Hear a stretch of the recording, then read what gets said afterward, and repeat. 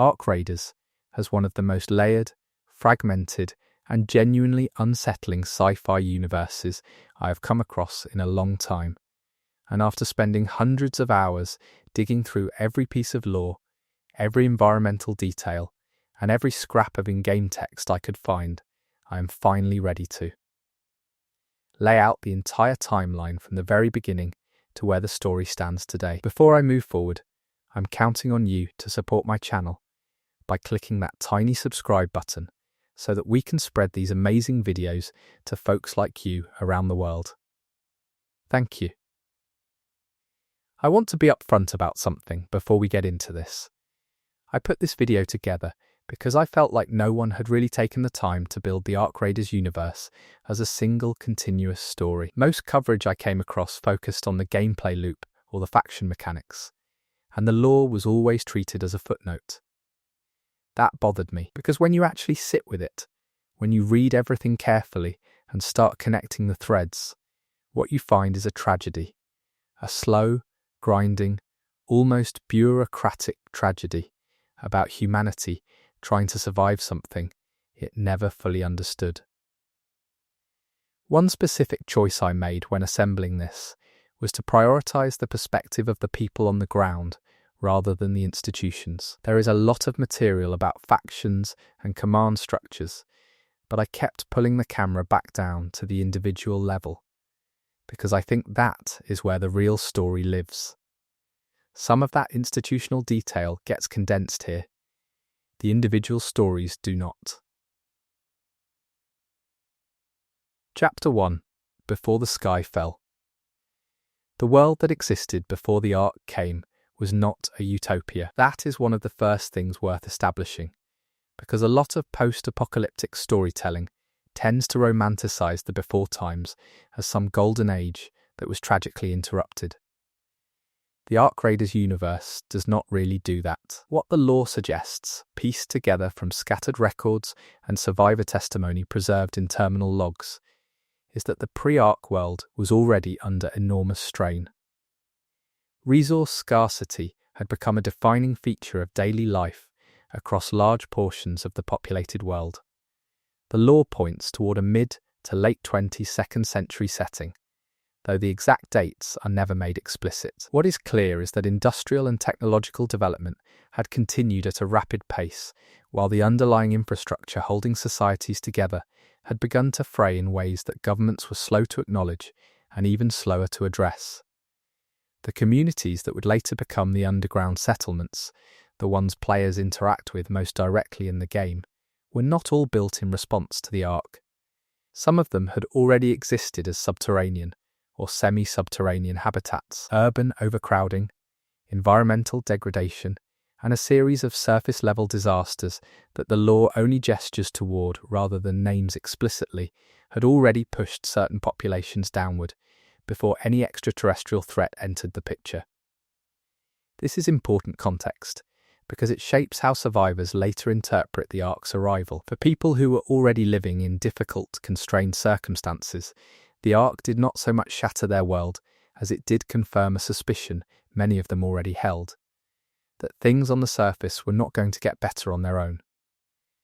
Corporate infrastructure had extended deeply into everyday life by this period. The companies and organisational bodies that would later form the backbone of the faction system in Ark Raiders were already operating as quasi-governmental entities in many regions. They managed resource distribution, controlled communication networks, and in some cases maintained their own private security forces. One of the things the lore hints at, and I want to be careful here because this is genuinely ambiguous, is that some of these organisations may have had advance warning that something was coming. Not necessarily that they knew it was the Ark specifically, but certain documents preserved in-game suggest that anomalous readings had been detected in the upper atmosphere and in near-Earth orbit for years before the event that most people think of as the first contact moment. Whether those readings were ignored, suppressed, or simply misunderstood is one of the genuinely interesting open questions in the lore. The most charitable reading is that the data was there, but the interpretive frameworks to make sense of it were not. A less charitable reading suggests something closer to deliberate concealment.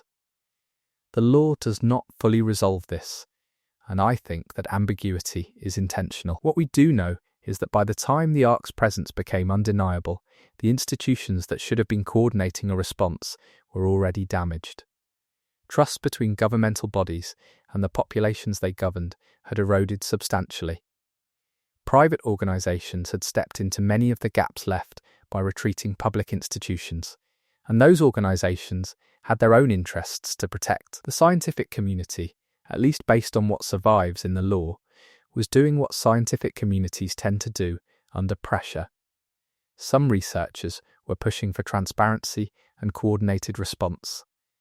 Others were getting pulled into classified programs that kept their findings away from any kind of public scrutiny.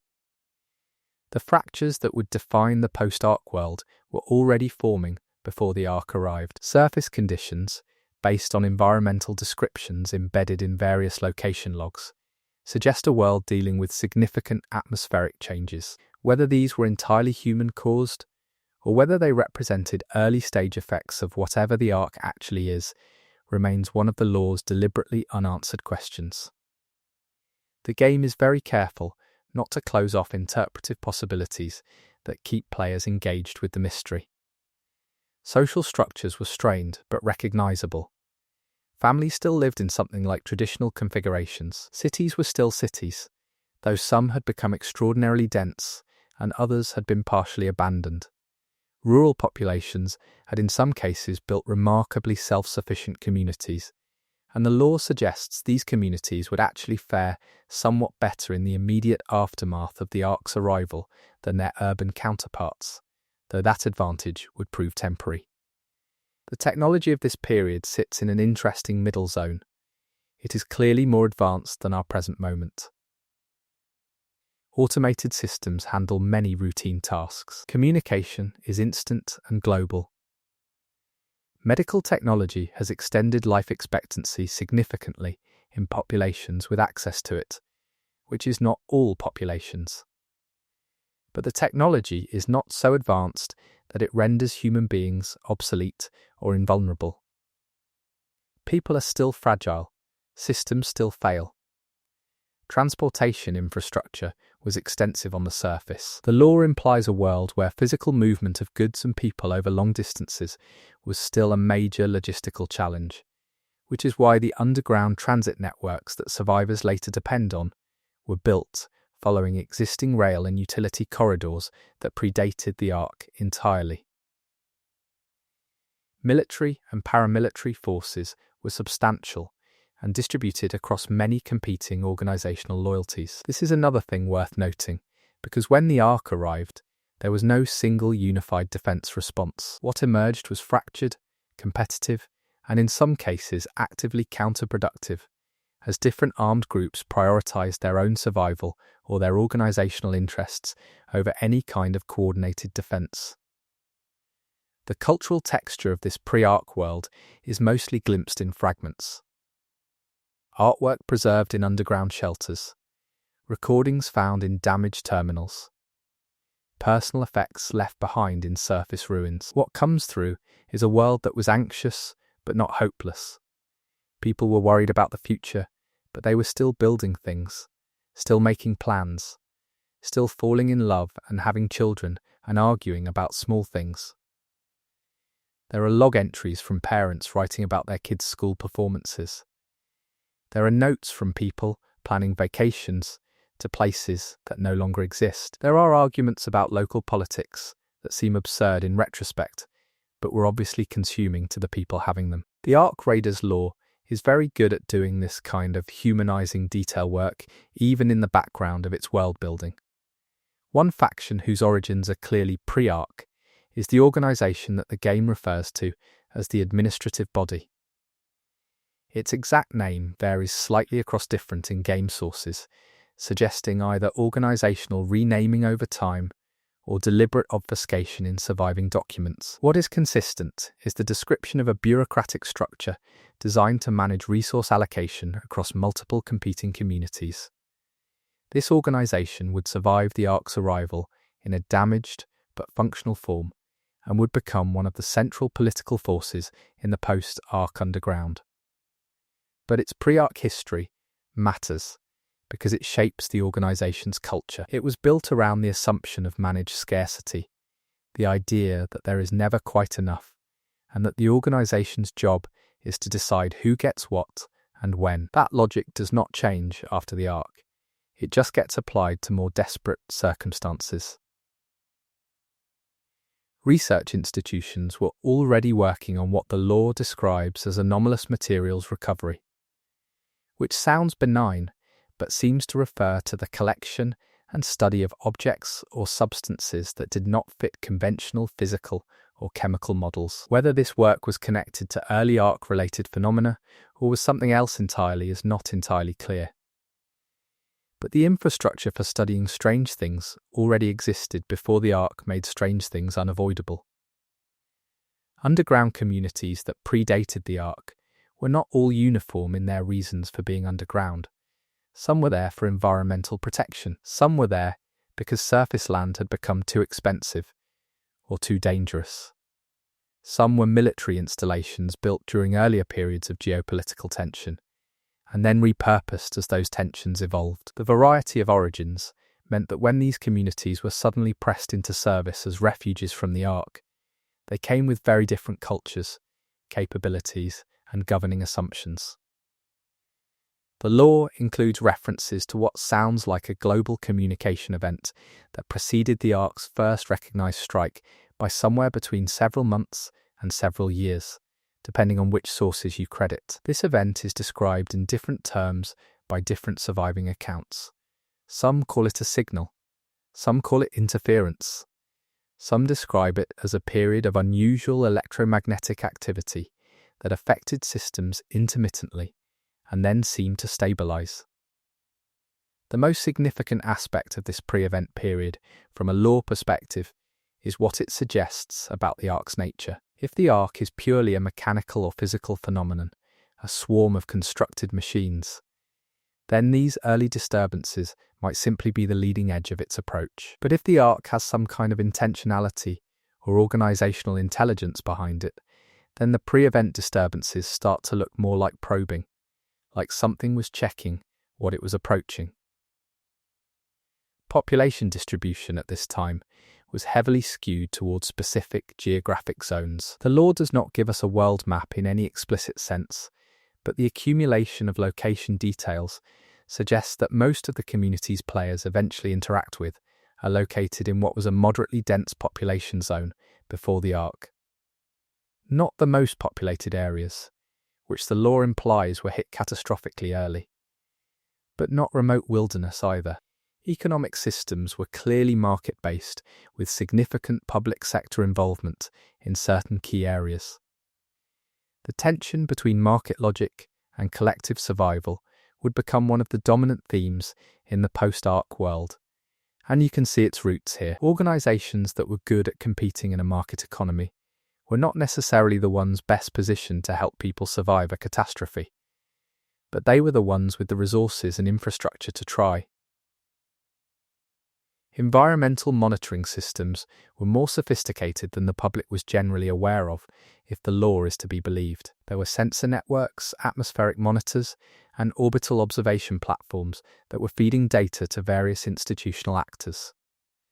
The fact that this data did not translate into effective public preparation is presented not as a failure of the technology, but as a failure of the social and political systems that were supposed to act on it. Children in this period grew up with a particular relationship to the idea of the future.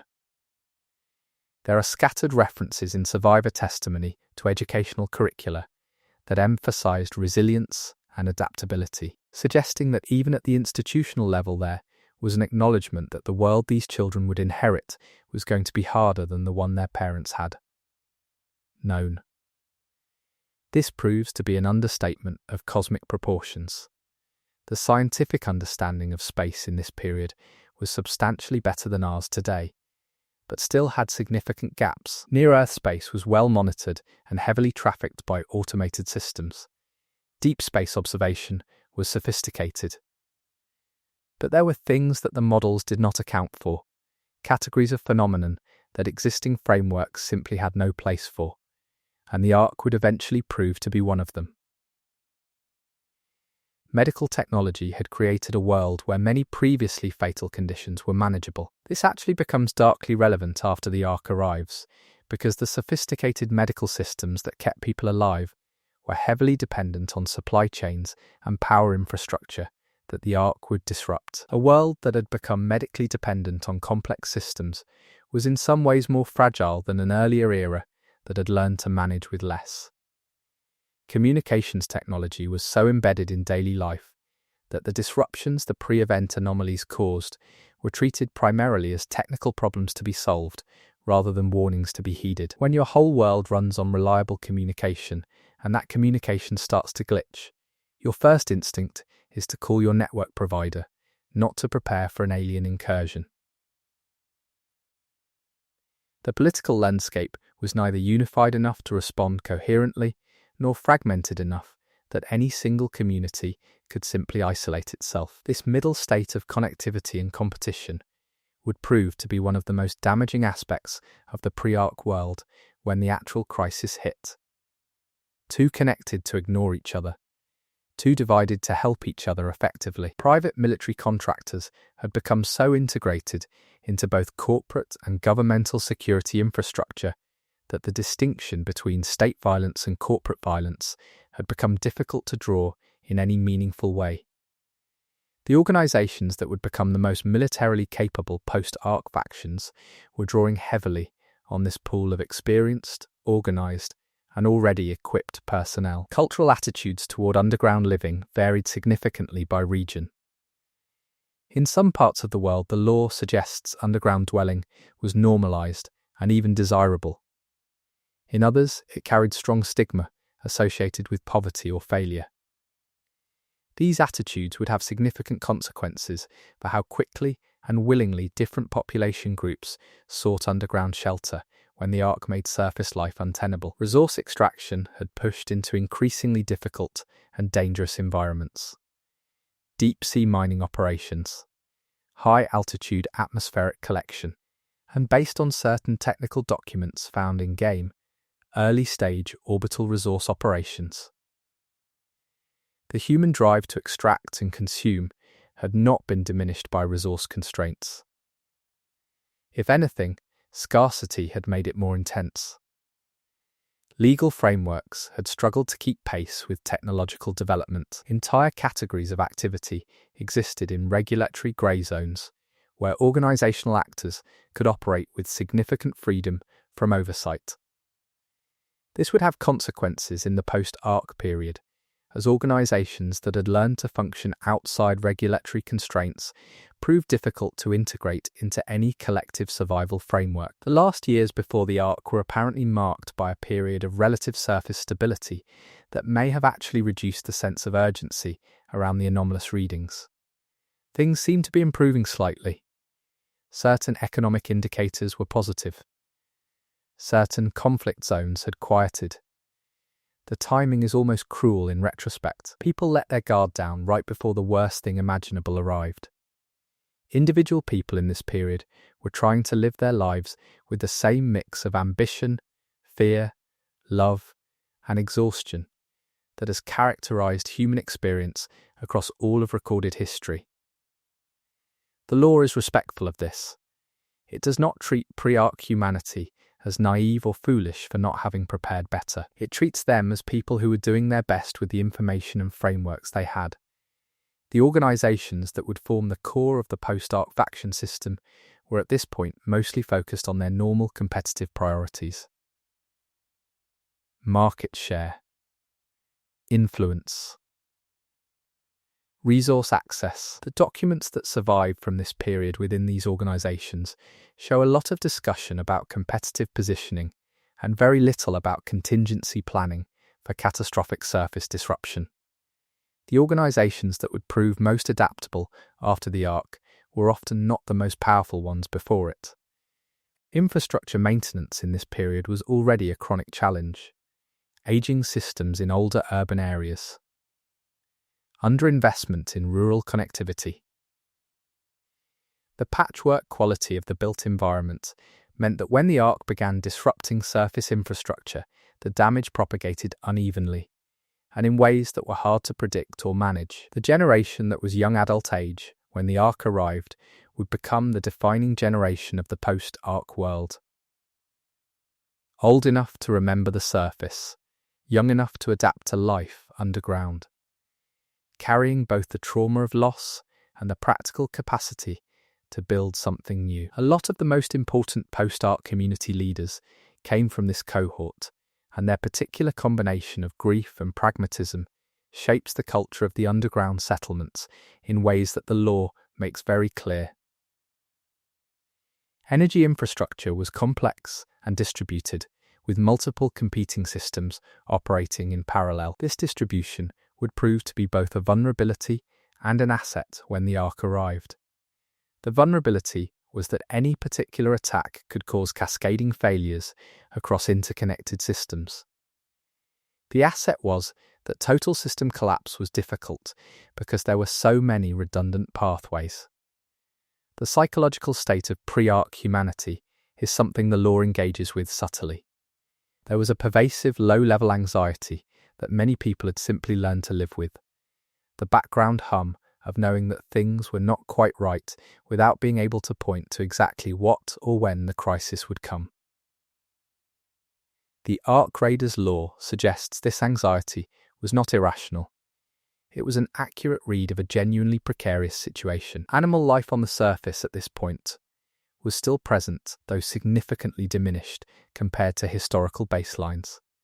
The lore includes references to environmental restoration projects that had achieved some success in certain protected areas. These would of course be rendered irrelevant by the Ark, and the eventual fate of surface animal life is one of the quieter tragedies woven through the lore. Educational systems were dealing with the dual challenge of preparing young people for a rapidly changing world while working with curricula and institutional structures designed for a more stable era. Teachers appear in the lore occasionally as a kind of recurring character type, people who understood that what they were teaching was becoming obsolete, but who kept teaching it anyway because they did not know what else to offer. The last recorded normal surface day, if such a thing can be identified, is implied, but never stated explicitly in the lore. There was no single moment where the world clearly shifted from normal to not normal. The transition was gradual enough that people kept trying to interpret new developments as temporary disruptions rather than permanent changes. This is very human and very recognizable, and it makes the eventual reality of the Ark's dominance feel earned and tragic rather than sudden and cinematic. By the time the lore picks up its clearest narrative thread, the before times are already being spoken of in past tense.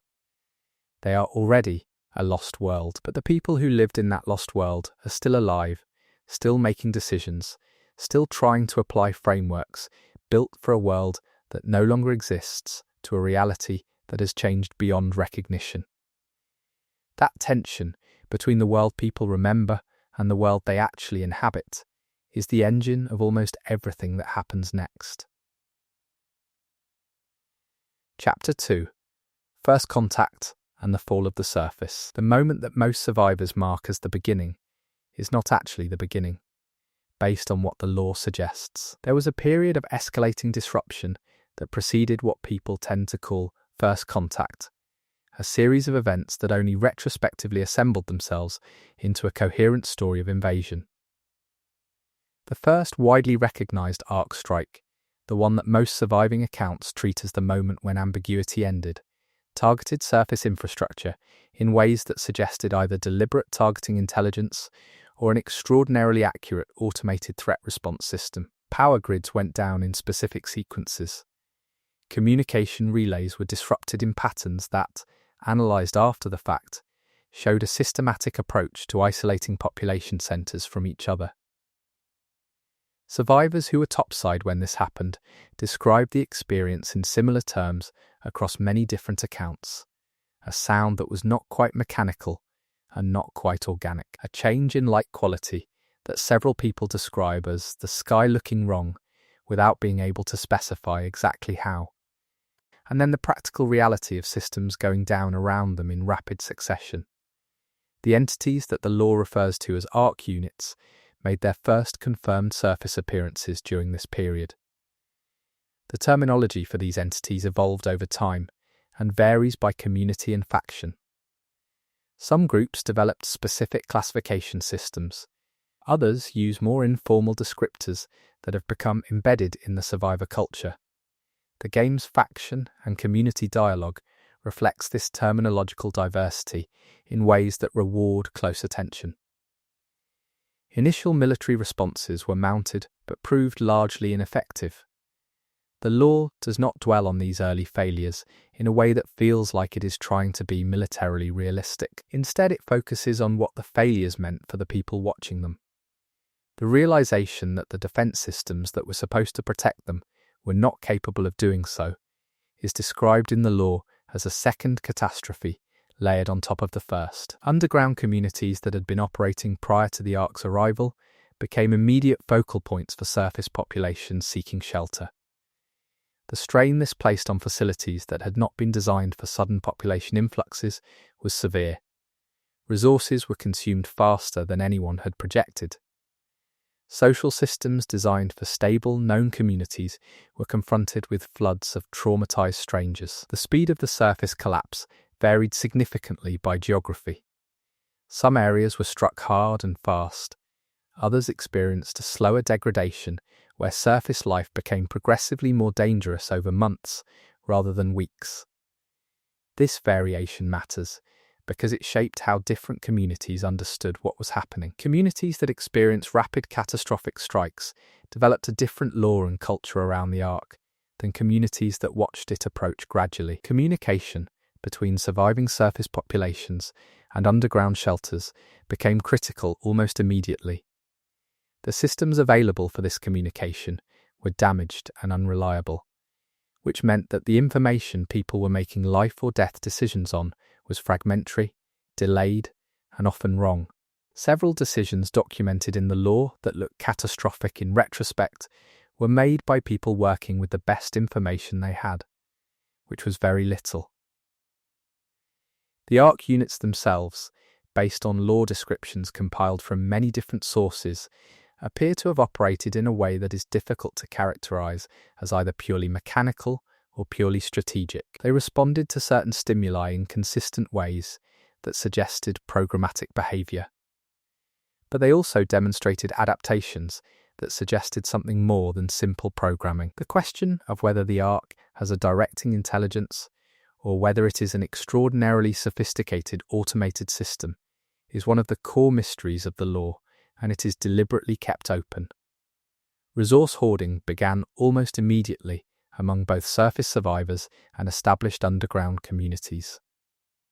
The lore is very unsentimental about this. It presents it as understandable and human, and also as one of the things that killed people who might otherwise have survived. The communities that adopted sharing frameworks, even imperfect ones, tended to do better than communities that went fully toward competitive individual hoarding. But the communities that tried to share also made themselves targets for those who did not. Children separated from families during the initial chaos appear repeatedly in lore accounts as a particular category of tragedy. Some of these children were collected into organized care systems that the underground communities assembled. Others were absorbed into whatever group happened to find them. The fate of these children, the ones who grew up without any real memory of the surface, becomes culturally significant in ways that the lore explores in its discussion of later post-Ark generations. The organizations that had pre-existing underground infrastructure became extraordinarily powerful almost overnight, not necessarily because they were the most competent or the most benevolent, but simply because they had space and resources that others needed. The leverage this gave them over desperate surface survivors created the foundational terms of the social contracts that would define underground life for generations. Medical crises proliferated. The disruption of supply chains meant that people with managed conditions suddenly had no access to what they needed. The psychological trauma of the Ark's arrival created its own wave of mental health emergencies in communities that had almost no resources to address them. The combination of physical and psychological strain on survivors in this period is described in the lore with a kind of unflinching plainness that I found genuinely affecting. Attempts to organise armed resistance continued in various forms. Some were the remnants of professional military units trying to execute training they had received for scenarios nothing like this one. Others were spontaneous civilian formations protecting specific communities or routes. A few were organised by corporate security forces operating on behalf of organisations trying to protect their assets and people simultaneously. The underground tunnel networks that would eventually become the raider pathways used by Ark Raiders player characters were, during this period, chaotic and dangerous. They were being used simultaneously by desperate refugees, organised security forces, criminal opportunists, and resource convoys. Maps were incomplete and often wrong. Hazards had not been catalogued. Navigation was difficult and sometimes fatal. Faction formation during this period was more organic than the cleaned-up faction descriptions the game presents would suggest. The entities that would become recognised factions were at this point often just groups of people who happened to be together in a space with resources, led by whoever had the most authority or competence or sheer force of personality. The ideological frameworks that would later define faction identity were post hoc rationalizations of initially pragmatic groupings. The Ark unit's behaviour on the surface shifted over time in ways that survivors found difficult to interpret. Initial strikes seemed to target infrastructure broadly. Later patterns seemed more selective. Whether this represented a change in Ark objectives or a completion of initial objectives followed by new ones is something the lore presents as genuinely unknown. Survivors who tried to predict Ark behaviour based on observed patterns were sometimes right and often disastrously wrong. Surface scavenging began almost as soon as the initial assault phase seemed to stabilise. People needed what was up there: food, medicine, equipment, materials. The risk of going to the surface was enormous, but so was the cost of not going. The first generation of what would eventually become organised raider operations were improvised, desperate, and frequently fatal. Underground water sources became objects of intense competition and equally intense engineering attention. Communities that had reliable water were viable. Communities that did not were not, regardless of what else they had. The lore tracks the development of water management infrastructure as one of the key technical achievements of early post-Ark underground civilization. Power generation underground was a constant challenge. Pre-existing underground facilities had power infrastructure of varying quality and capacity. Supplementing it required either surface access for fuel or materials, or the development of alternative generation methods. The communities that solved this problem were the ones that could sustain anything resembling normal human activity. The ones that could not slid toward crisis. The Ark did not pursue populations into deep underground installations during this initial period, which is one of the most important facts about the initial survival period, and also one of the most discussed mysteries in the lore. Whether this reflected a limitation, a strategic choice, or something the Ark simply had not been instructed to do remains open. The survivors interpreted it as a boundary and built their lives around it. Social hierarchies reformed rapidly in underground communities.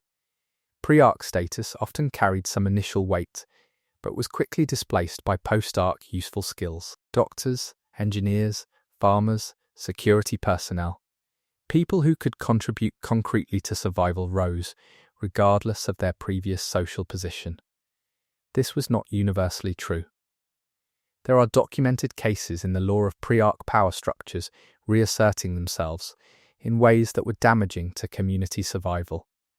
But the general trend was toward competence-based hierarchy, at least in the early period. Information scarcity was one of the defining challenges of the early post-Ark period. Nobody knew how extensive the damage was. Nobody knew how many other communities had survived or where they were. Nobody knew what the Ark actually was or what it wanted. The absence of reliable information meant that rumours travelled at the speed of human desperation and were treated as fact by people who had nothing better to work with. Children who had been through the surface chaos and made it underground often carried that experience in ways that manifested behaviourally and were difficult for the adults around them to address. The lore includes references to behavioural patterns in young survivors that the communities interpreted variously as trauma, as adaptation, and in some cases as some kind of encounter effect from proximity to Ark units. Whether that last interpretation has any validity is again deliberately left open. The Raiders as a category of people began to solidify as an identity during this period. They were the ones willing to go up. Some were motivated by community need. Some by personal desperation. Some by something that the lore suggests is harder to name. A kind of pull toward the surface that the underground simply could not provide. The game's player characters are operating in a tradition that was established in these early chaotic days when going topside was less a profession than a survival strategy.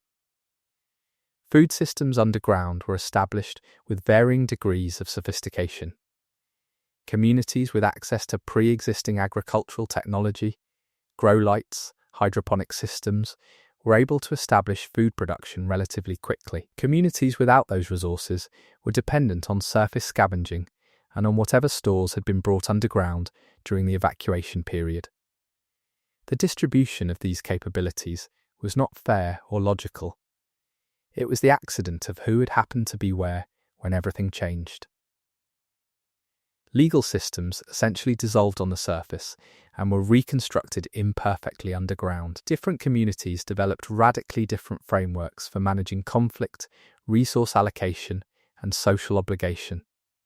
Some of these frameworks worked reasonably well. Others created systems of exploitation that the law documents without particular judgment, presenting them as the outcomes of desperate people making desperate decisions. The question of who was responsible for what was happening generated enormous conflict in the early post-Ark communities. Some people blamed governments for failing to prepare. Some blamed corporations. Some blamed other nations. Some developed narratives in which the Ark's arrival was the result of human technological overreach. Some believed, and this would become an important faction-relevant belief system, that the Ark was connected to something humanity had done deliberately in the pre-Ark period. Amateur and professional scientists who had made it underground continued working as best they could with the equipment and materials available to them. The documents they produced during this period are some of the most fragmented and poignant in the lore, attempts to apply scientific rigour to a situation for which no rigorous framework had been developed, using equipment that was failing and materials that were running out. Trade between underground communities began earlier than one might expect. The desire to establish some kind of normalcy, to have something that looked like economic activity, seems to have been almost as strong as the practical need for the goods being traded. Early trade was barter-based, and the establishment of any kind of common value system was a significant social achievement, one that the law treats as a marker of a community stabilizing enough to think beyond immediate survival. The surface, during all of this, continued to change. Ark units did not simply sit in place after their initial operations. They moved. They modified surface structures in ways that survivors observing from high ground or from sensor systems could track. What they were doing to the surface, what they were building or changing or processing, was one of the driving questions of the early period, and would remain a driving question for the entire subsequent arc of the lore. Psychological frameworks for understanding the Ark proliferated: religious interpretations, technological interpretations, military interpretations. Each community tended to develop its own dominant narrative, and these narratives were not just descriptive but prescriptive. They shaped how communities decided to respond, what they prioritized, who they trusted. The ideological diversity of the post-Ark world is not just a background detail, but a direct consequence of this early period of narrative formation. Leadership in this period was extraordinarily high stakes and extraordinarily difficult. The people who stepped into leadership roles were making decisions with incomplete information under conditions of extreme stress, with consequences that were literally life and death. The law is careful not to flatten these people into heroes or villains. They were mostly both, depending on which decision you are looking at. The physical toll of underground life began to manifest early. Limited light, limited space, limited exercise options, stress, grief. People got sick in new ways. Injuries that would have been manageable on the surface became serious problems underground without adequate medical resources. The aggregate human cost of survival was not just the dramatic deaths of the initial catastrophe, but the slow grinding attrition of trying to live in conditions human beings were not designed for. Some surface communities survived longer than expected, longer than the underground communities monitoring them had thought possible. They developed their own adaptations to Ark presence. Some learned to read Ark unit behavior well enough to avoid them. Some found structural environments that the Ark seemed to avoid or ignore. These surface survivor communities would become significant later in the lore, and their specific knowledge of Ark behavior would prove valuable. The generation born underground during this early period would grow up in a world where the surface was simultaneously omnipresent and completely inaccessible to their direct experience. They would hear about it constantly from adults who could not stop thinking about it, who organized their emotional lives around the memory of it. But they would not know it directly. This generational difference in relationship to the surface becomes one of the most interesting fault lines in later lore. By the end of what the lore roughly characterizes as the initial Foal period, something recognizable as a post-Ark civilization was beginning to take shape underground. Imperfect, fractured, built on grief and pragmatism in roughly equal measure. But present, functioning. The communities were learning how to be communities again, and in some cases learning how to be communities for the first time. Chapter 3. Building underground, building factions. The transition from survival mode to something approaching sustainable underground civilization is not a single moment, but a process, and the lore treats it as such. There is no clean line between the chaos of the initial period and the more organized world that eventually emerges, but there are markers, specific developments that suggest something has shifted. The establishment of regular raider operations with consistent routes, organized equipment, and some degree of institutional support is one of those markers. When going to the surface stops being a desperate improvisation and starts being a recognized profession with its own protocols and training, it signals that the underground communities have stabilized enough to think systematically about their relationship to the surface above them. The factions that the game presents as established entities with distinct ideologies and organizational cultures did not spring into existence fully formed. Their histories stretch back through the early survival period and into the pre-Ark world in some cases. Understanding where they came from is essential for understanding what they want and why. The organization that places the highest value on order and administered resource distribution has roots in pre-Ark institutional structures. Its leadership lineage can be traced, at least tentatively based on lore fragments, to administrative bodies that predated the Ark's arrival. What it retained from those origins was the fundamental conviction that survival requires management, that resources left to individual discretion will be wasted and people left to their own devices will fail to coordinate effectively. This organization's internal culture, based on the documents and dialogue fragments associated with it in the game, has a particular character. It is not cruel by design, it genuinely believes it is doing what is necessary. But its commitment to order has a cost, and that cost falls primarily on the people at the bottom of its administrative hierarchy, the ones whose lives are most shaped by the decisions being made above them. The faction that emphasizes individual capability and autonomy over collective administration has a different origin story. It coalesced around people who had either been poorly served by the administrative organizations during the initial crisis, or who had ideological commitments to self-determination that predated the Ark entirely. Some of its founding figures, based on law references, came from pre-Ark communities that had already been operating outside mainstream institutional frameworks.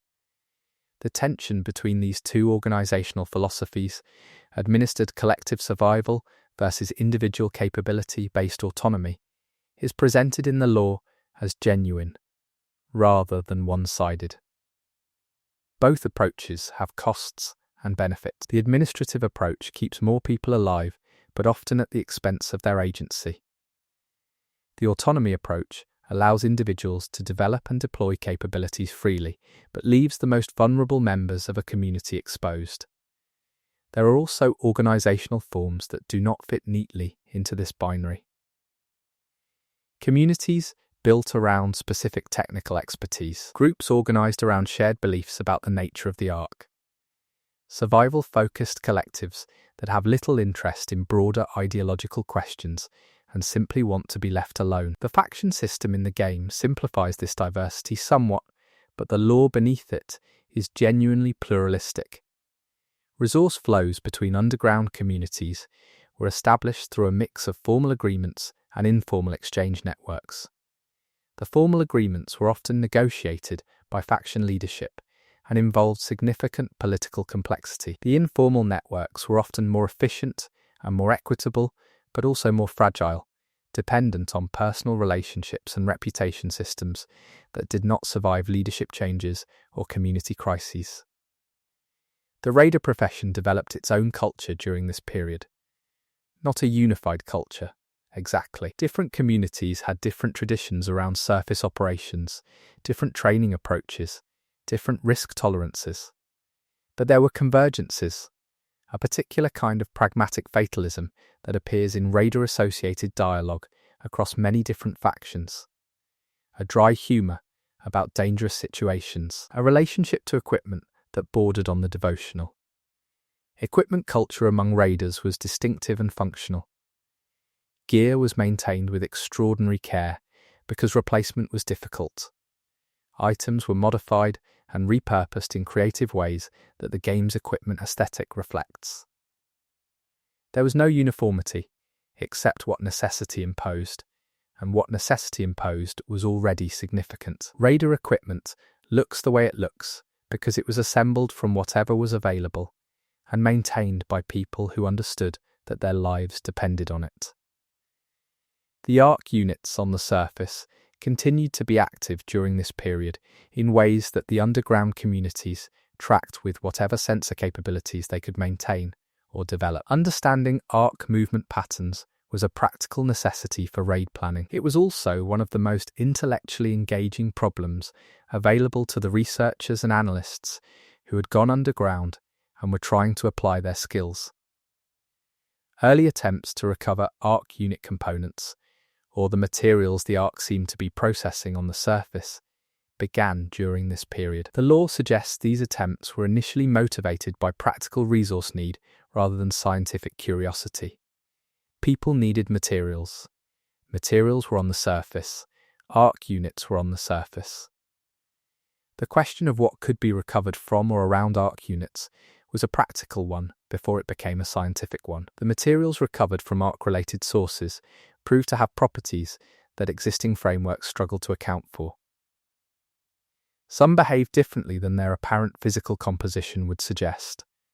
Some seemed to interact with other materials in unexpected ways. The research programs that developed around these materials became one of the most significant ongoing projects in the post-Ark underground, and also one of the most politically contentious.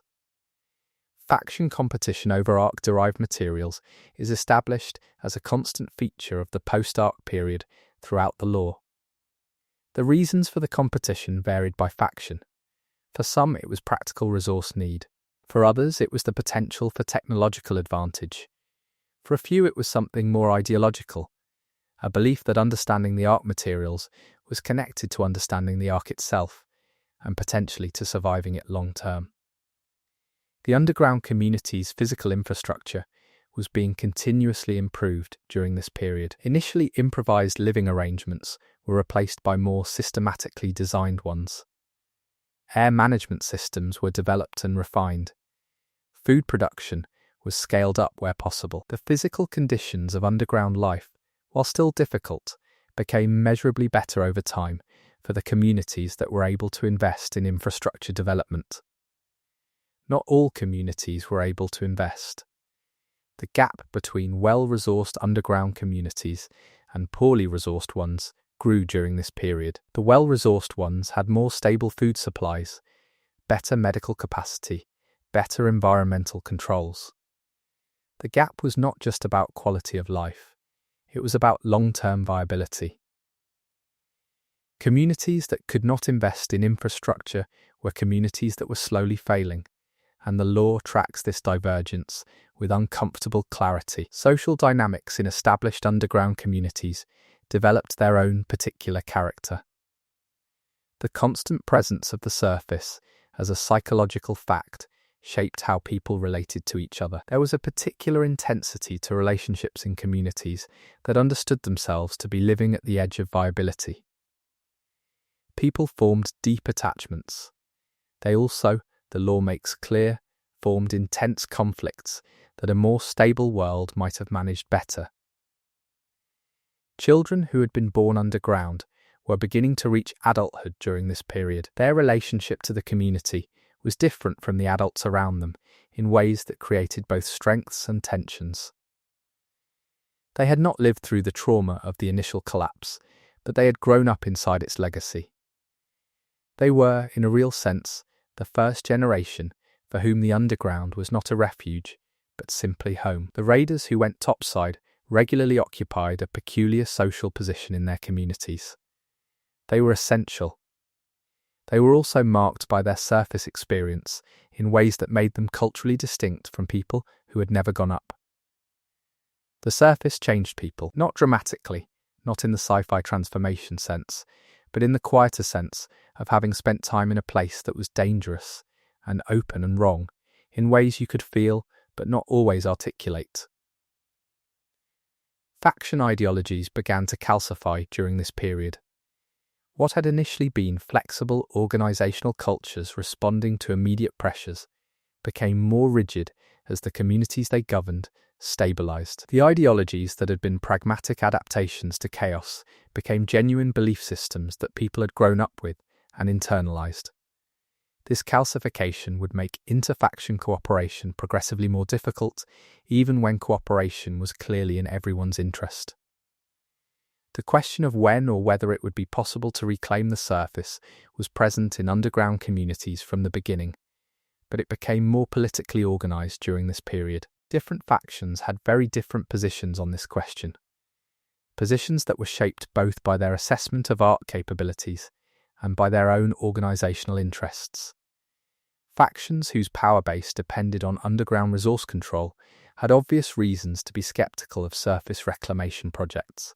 Research on Ark units and Ark behaviour continued to develop during this period, gathering data from raider expeditions and from whatever fixed sensor systems could be maintained.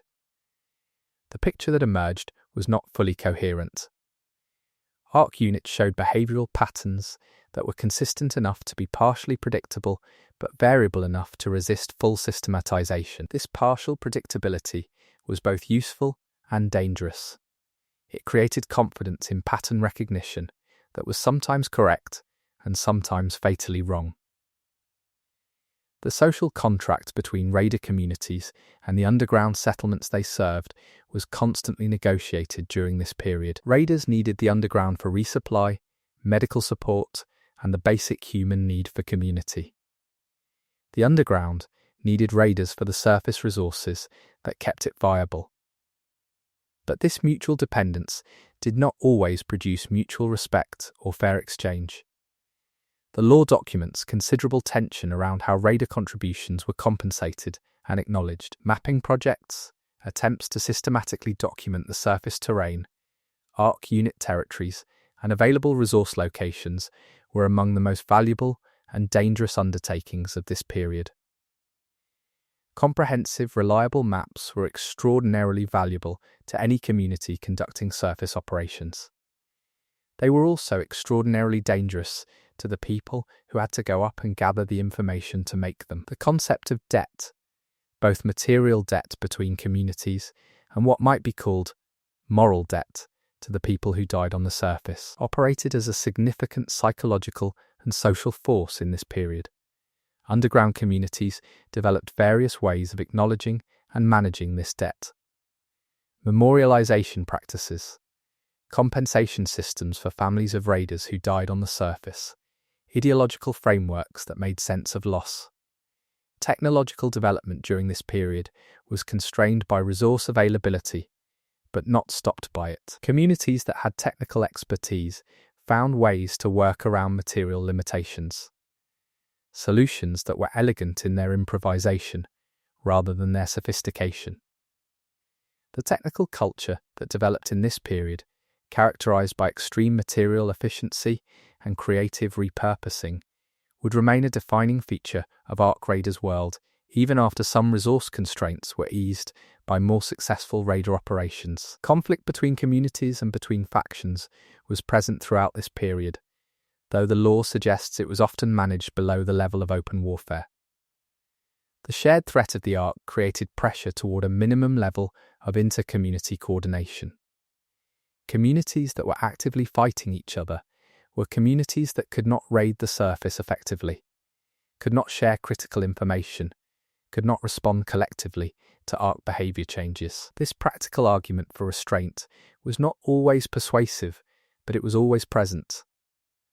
Leadership succession within underground communities and factions became a significant challenge during this period. The founding generation, the people who had been adults when the Ark arrived and who had organized the initial survival response, was aging. The institutions they had built were designed around their particular personalities and decision-making styles.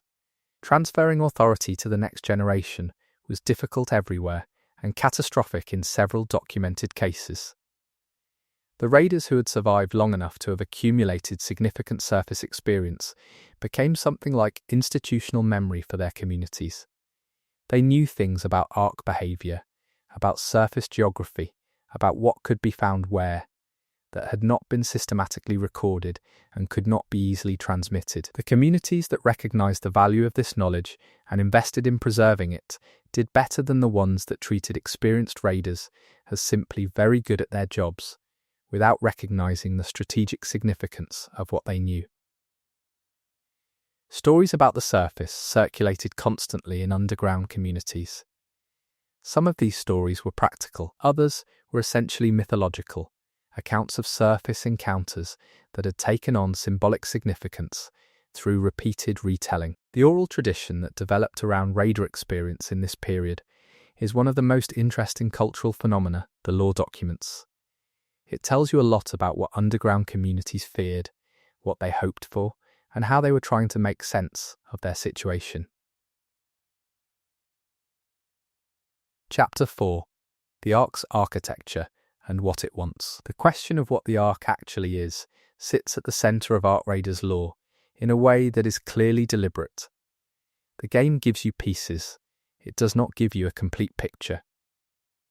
What I want to do in this chapter is lay out the most coherent interpretation I can assemble from the available material, while being clear about where interpretation ends and genuine ambiguity begins. The Ark, based on the most consistent descriptions across multiple lore sources, appears to be a system. Not a species, not a single constructed entity, but a network system of units that operate with some degree of coordinated purpose. Whether that coordination is the result of centralized intelligence, distributed decision-making that produces coherent behavior without any single directing mind, or something else entirely, is one of the things the lore refuses to resolve. The physical appearance of Ark units, described across many lore sources, suggests construction from materials that are not entirely conventional. Some elements appear to be manufactured using processes that survivors cannot replicate or fully describe. Other elements appear to incorporate materials that were originally terrestrial, things the Ark has processed or converted from what it found on the surface. This combination of brought-in and locally sourced construction is one of the most discussed features of Ark unit analysis in the in-game research documents. The behavior patterns of Ark units have been observed and catalogued by underground researchers with increasing sophistication over the post-Ark period. What emerges from this accumulated observation is a picture of entities that are clearly purposeful, but whose purpose is not fully legible. They do things. Those things appear to be goal-directed. But the goals are not obviously resources, territory, or the elimination of human life in any systematic sense. Human casualties caused by Ark units are real and significant. The law does not minimize this, but the pattern of Ark violence against humans is interesting. It is not what you would expect from an extermination agenda. Ark units respond to certain human behaviors, particularly to attacks on them, or to interference with what appears to be their operational activity, with violence. They do not appear to systematically hunt human beings in their underground refuges. They do not appear to prioritize human elimination as an end in itself. This ambiguity about Ark intent is one of the most generative elements of the law, because it supports multiple very different interpretive frameworks within the game's fiction. Factions that believe the Ark is an automated system following a program it cannot modify will behave very differently than factions that believe the Ark is intelligently directed. Factions that believe the Ark can be communicated with will make different choices than factions that believe communication is impossible. The surface modifications that Ark units have been conducting since their arrival constitute one of the most discussed and least understood aspects of Ark behavior. They are clearly building something, or modifying something, or processing something at a large scale. The structures that have appeared on the surface since the Ark's arrival are numerous and varied. Some appear to be infrastructure of some kind. Others are harder to categorize. Research into these surface structures, conducted primarily through radar observation and sample recovery, suggests materials and construction methods that do not map neatly onto any human technological framework. There are elements that appear to be energy-related. There are elements that appear to be structural. There are elements that do not obviously serve any purpose that human researchers have been able to identify. The possibility that human researchers are simply missing the relevant conceptual framework is taken seriously in the in-game scientific literature. The question of where the Ark came from is related to but separate from the question of what it is. The law suggests it arrived from outside Earth's immediate environment. The mechanism of arrival is not clearly described. There are references to something like a delivery event, a period during which Ark units arrived at or near the surface in large numbers. Whether this delivery event was the beginning of the Ark's presence in the solar system or a later stage of a longer-term approach is not clear. Some of the most interesting in game lore relates to what different communities have concluded about the Ark's relationship to time. There are suggestions in certain recovered documents that Ark units do not appear to prioritize short-term tactical advantage in the way human military systems would. Their operations seem oriented toward longer timescales than human planners typically work with. Whether this is evidence of patience, of a different relationship to time, or simply of automated systems executing programs without any concept of time at all, is a question the law poses without answering. The recovered Ark unit components that have been studied by underground researchers have yielded information that is simultaneously illuminating and disorienting. Some components appear to operate on physical principles that are recognizable, variations on technologies that human engineers have developed independently. Others appear to operate on principles that do not match anything in the pre-Ark scientific literature.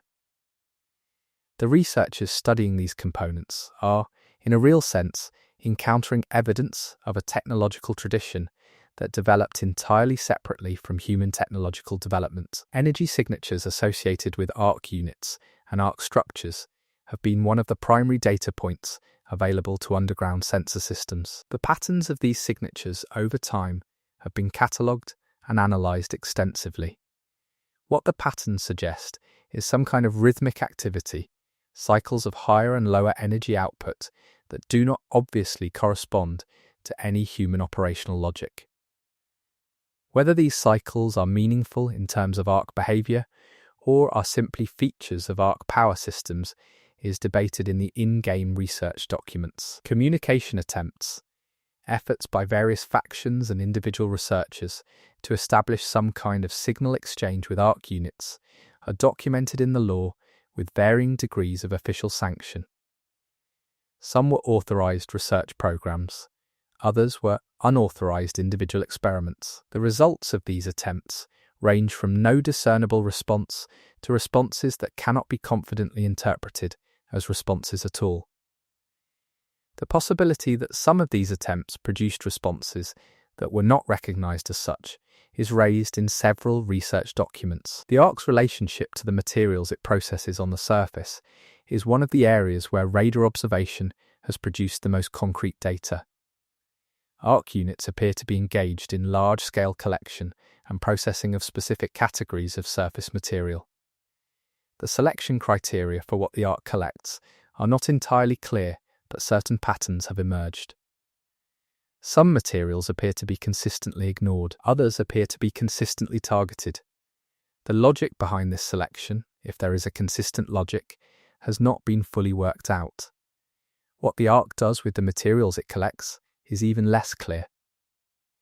The structures on the surface incorporate some of these materials in forms that suggest processing and integration. But the structures appear to serve purposes that go beyond simple resource stockpiling. The most careful researchers in the in-game literature are cautious about characterizing what they observe as construction, because construction implies purposes they cannot identify. The interaction between the arc and what it encounters is not uniform across all surfaces and all geographies, based on radar reports. Certain locations seem to receive more arc activity than others. Certain types of structures or geography seem to be preferentially engaged with. Whether these patterns reflect the arc's operational objectives, geological or environmental factors, or the residue of human pre-arc activity in those locations is an ongoing research question. Surface flora and fauna in the post-arc period have been subjected to changes that are documented in law but not fully explained. Some changes are attributable to the physical disruptions of arc activity. Others are harder to account for. There are radar accounts of animals behaving in ways that do not fit normal behavioral patterns in areas of high arc activity. There are reports of vegetation changes in specific locations that seem correlated with arc structure presence. The interpretation of these observations is contested. The arc's apparent non-interest in deep underground human populations is probably the most practically significant mystery in the law. If the arc could reach underground communities and has chosen not to, that suggests something about its operational parameters or its objectives. If it cannot reach underground communities, that suggests something about its capabilities and limitations. Neither interpretation is fully satisfying, and the law does not definitively support either one. Underground communities have developed what might be called arc theology, informal and formal belief systems organized around interpretations of what the arc is and what its presence means. These belief systems range from purely material interpretations that treat the arc as a sophisticated but ultimately comprehensible machine, to metaphysical interpretations that find meaning in the arc's arrival that transcends physical explanation. The law treats all of these interpretations with a degree of respect, presenting them as genuine human responses to genuinely difficult circumstances. The factional differences in arc interpretation have concrete consequences. Factions that believe the arc is a purely automated system tend to pursue strategies oriented toward finding and exploiting its programmatic limitations.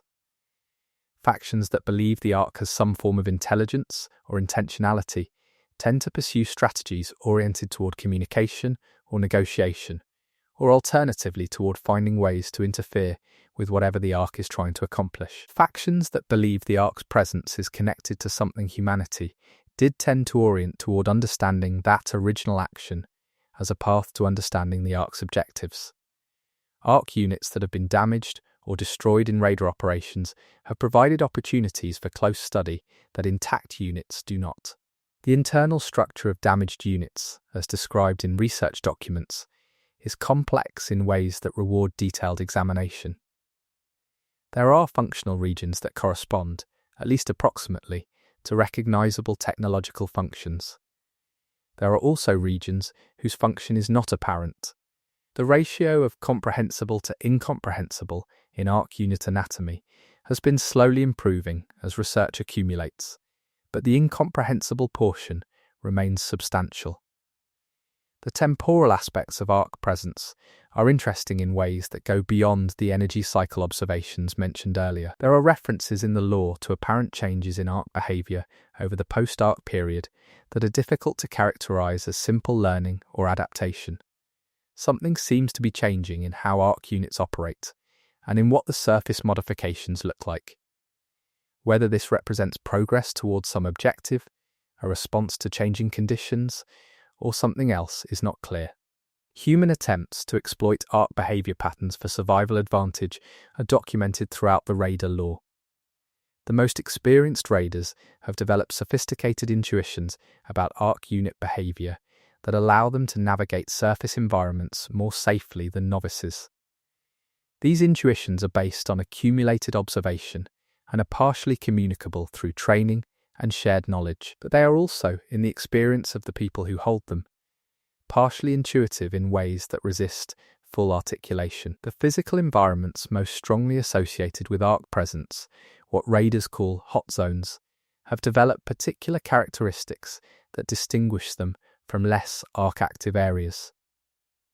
The sensory experience of these environments, as described in raider accounts, is distinctive. Things look different. Sound carries differently. The materials underfoot and in the structures feel different. Whether these differences are the result of Ark activity, of some property of the Ark itself, or of raider psychology responding to danger, is a genuine question. The Ark's relationship to human technology is complex and interesting. Some human technology seems to attract Ark attention in ways that make it dangerous to deploy on the surface. Other human technology seems to be largely ignored. The pattern of what the Ark notices and what it does not suggests operational parameters that human researchers are trying to reverse engineer, but have not fully succeeded in characterizing. Weapons effectiveness against Ark units is a practically crucial research question that the underground communities have invested significant effort in. Some approaches work better than others. The reasons for these differential effectiveness rates are not always obvious from first principles. The most effective approaches, based on accumulated raider experience, combine physical and energy-based methods in ways that suggest Ark units have defenses against each individually that they are less prepared for in combination. The long-term trajectory of Ark activity on the surface is a subject of ongoing analysis and significant factional dispute. Those who believe the Ark's surface modifications are approaching some kind of completion state argue for urgency in either resisting or accommodating whatever comes next. Those who believe Ark activity shows no signs of near-term completion argue for long-term sustainability planning rather than crisis response. Both positions are represented in the faction ideological landscape, and both have influenced how different factions have allocated their resources. The possibility that the Ark is communicating with something beyond Earth is raised in the lore with varying degrees of conviction. If the Ark is a system that was sent from somewhere, the question of whether it is reporting back to its point of origin, or whether its origin is even still present in any meaningful sense, has obvious implications for how survivors should understand their situation. The researchers who take this possibility seriously are not treated as fringe figures in the in-game literature. They are treated as people engaging seriously with evidence that points in uncomfortable directions. What the Ark wants, if want is even an applicable concept, remains genuinely unknown. The law is honest about this. It does not give you a villain with a comprehensible plan. It gives you a phenomenon that is doing something with a consistency that suggests purpose, without making that purpose legible to the people living inside it. This is, I think, one of the most honest things the law does. Because the genuinely terrifying version of an existential threat is not one where you understand what it wants. It is one where you do not. Chapter 5. Raiders, Resources and the Surface Economy. The surface economy, such as it is, runs on what raiders bring back. This is not metaphorical. The material viability of every underground community in the Ark Raiders universe is, in one way or another, connected to what can be recovered from the surface and brought down below. The raider profession is not a subculture, it is the metabolic function of post-Ark civilization. The economics of raiding are complex, and the law engages with them in considerable detail. What makes something worth recovering? What determines the exchange value of surface materials in underground markets? How does risk factor into compensation? How do communities balance the immediate material returns of raiding against the human cost of maintaining a raider workforce? These are not abstract questions in the Ark Raiders universe. They are the stuff of daily political and economic life. Material categories have developed informal naming conventions that vary by community but show consistent patterns across the law. There are basics, things that every underground community needs and that have relatively stable value. Food stocks, medical supplies, standard construction materials, functional pre-Ark technology. These are the bread and butter of raider economics and the foundation on which everything else rests. Then there are the specialties. Ark-adjacent materials that have unusual properties. Pre-Ark technological artifacts that are rare or specifically configured. Research-relevant samples that certain factions or independent researchers will pay significantly for. High-tier electronics that can be cannibalized for components not producible underground. The specialty market is where the economics get complicated and where a lot of the inter-faction tension around raiding concentrates. The question of who has the right to what is recovered from the surface is one of the most politically charged in post-Ark society. Communities that invested in raider training and equipment argue that recovery rights belong to the raiders and the communities that supported them.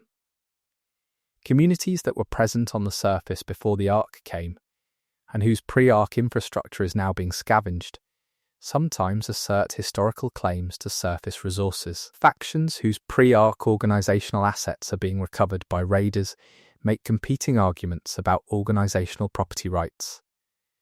None of these competing claims has been fully resolved. The law presents a situation of ongoing negotiation and conflict around surface resource rights, with different communities having worked out arrangements with their specific neighbouring factions that do not necessarily represent any general principle.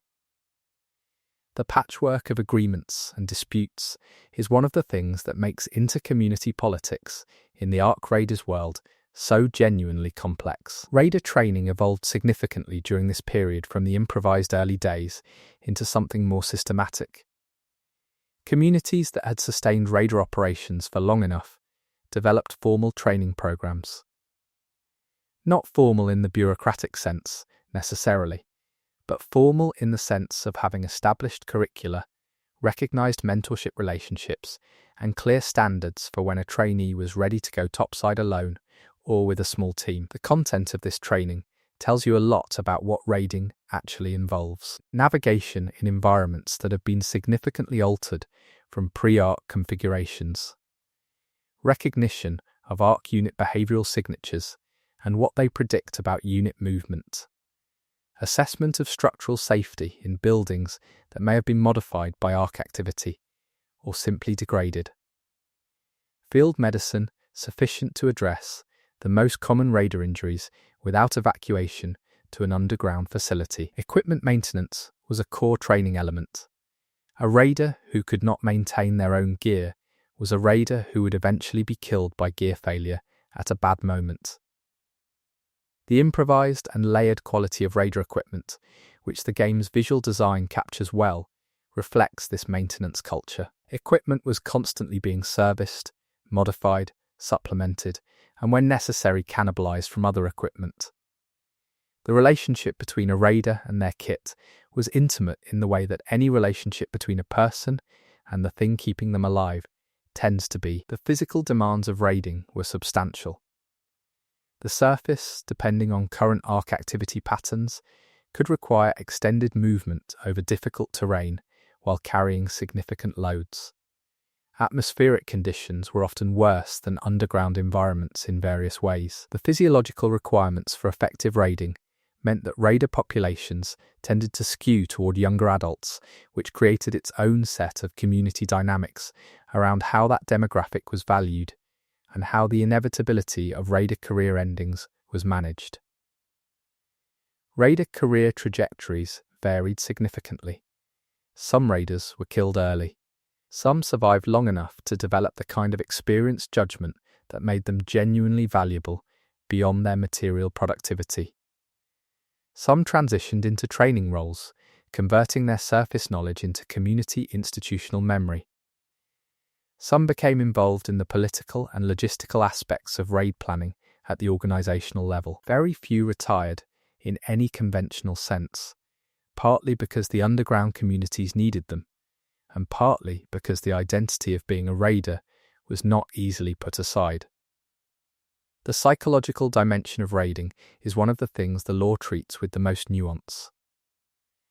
Going to the surface is not simply dangerous, it is psychologically distinctive in ways that change people. The open sky, which should be a relief after underground confinement, is instead a source of anxiety because of what might be in it. The ruins of the pre-Ark world are everywhere, constant reminders of what was lost. The Ark units themselves, whatever they are, create an ambient sense of wrongness that even experienced raiders never fully habituate to. Some raiders respond to this psychological environment by developing elaborate coping rituals. Pre-raid routines.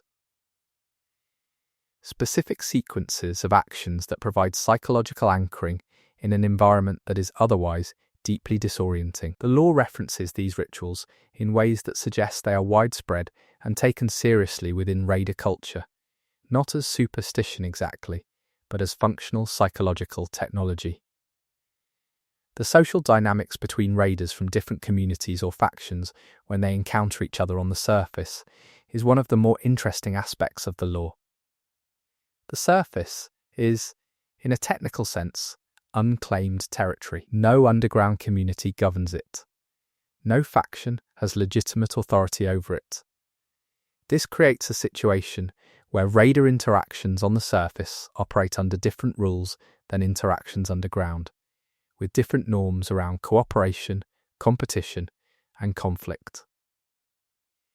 Trade and information exchange between raider groups on the surface happens, though it is risky for multiple reasons. Raiders from competing factions have to trust each other in an environment where trust is genuinely hard to establish, and where being wrong about it can be fatal. But the surface also creates situations where cooperation is so obviously in everyone's immediate interest that factional competitive logic temporarily yields. The lore documents both categories of interaction. Resource-specific expertise developed among experienced raiders in ways that created specialist sub-communities within the broader raider culture. Some raiders were known for their ability to find and safely recover medical materials. Others specialized in electronics. Others in Ark-adjacent materials. This specialization was partly a function of individual interest and partly a function of community need, as underground communities with particular resource deficits invested in developing raiders with relevant recovery skills. The market for Ark-derived materials deserves specific discussion because it is one of the most politically fraught aspects of the surface economy. These materials have value that goes beyond their physical properties, though their physical properties are significant. They are also objects of factional interest in ways that make their exchange value unstable and their possession politically complicated. A raider who recovers significant Ark-derived materials has something that multiple parties want and may not want them to have. Research-grade Ark materials, the specific samples that underground researchers can use for systematic study, have the highest value of any recoverable surface material in most faction economies. They are also the hardest to recover safely, because obtaining them typically means getting close to Ark unit activity. The raiders who specialize in this kind of recovery are a small subset of the overall raider population, and they are disproportionately important to the research programs that different factions are running. The lore includes accounts of underground research programs that were fundamentally shaped by what raiders were able to bring back. The research questions being asked were partly driven by theoretical interest, but largely driven by practical need and by the accident of what samples happened to be recoverable. This means that the scientific understanding of the Ark that underground communities developed was in significant ways determined by the operational logistics of surface recovery. Communities that were geographically positioned near areas of high Ark activity, and thus near concentrations of Ark-derived materials, had advantages in the research economy that pure underground resource allocation could not fully compensate for. This geographic lottery created additional layers of inequality between communities that overlaid the pre-existing inequalities inherited from the pre-Ark world. The exchange networks between underground communities for surface, recovered materials were sophisticated by this period. Not sophisticated in the way that pre-Ark financial markets were sophisticated. Sophisticated in the way that any system developed by intelligent people under severe constraints and through hard experience is sophisticated. The frameworks for valuing, exchanging, and disputing recovered materials had been tested by decades of use and had developed in response to every way in which they could go wrong. Counterfeit or misrepresented materials were a genuine problem in the surface material economy. Items represented as one thing that were actually another, Ark-derived materials that were actually conventional materials with superficially similar properties, research samples that had been contaminated or damaged in ways that made them scientifically useless. The trust infrastructure required for material exchange to function was one of the most valuable things that trade networks between communities had developed. Raiders who developed reputations for honesty and accuracy in material identification were disproportionately valuable to their communities, not because their recovery rates were necessarily higher than other experienced raiders, but because the materials they brought back could be relied upon. The social capital that this kind of reputation represented was not easily transferred and created incentive structures that, the law suggests, generally produced better outcomes than pure performance-based compensation systems. The relationship between raiders and the communities that needed their output was not always harmonious. Raiders who felt undercompensated for the risks they were taking had legitimate grievances. Communities that felt raiders were not sharing critical information about surface conditions also had legitimate grievances. The ongoing negotiation of these mutual obligations was a feature of the social landscape in every underground community the law touches on.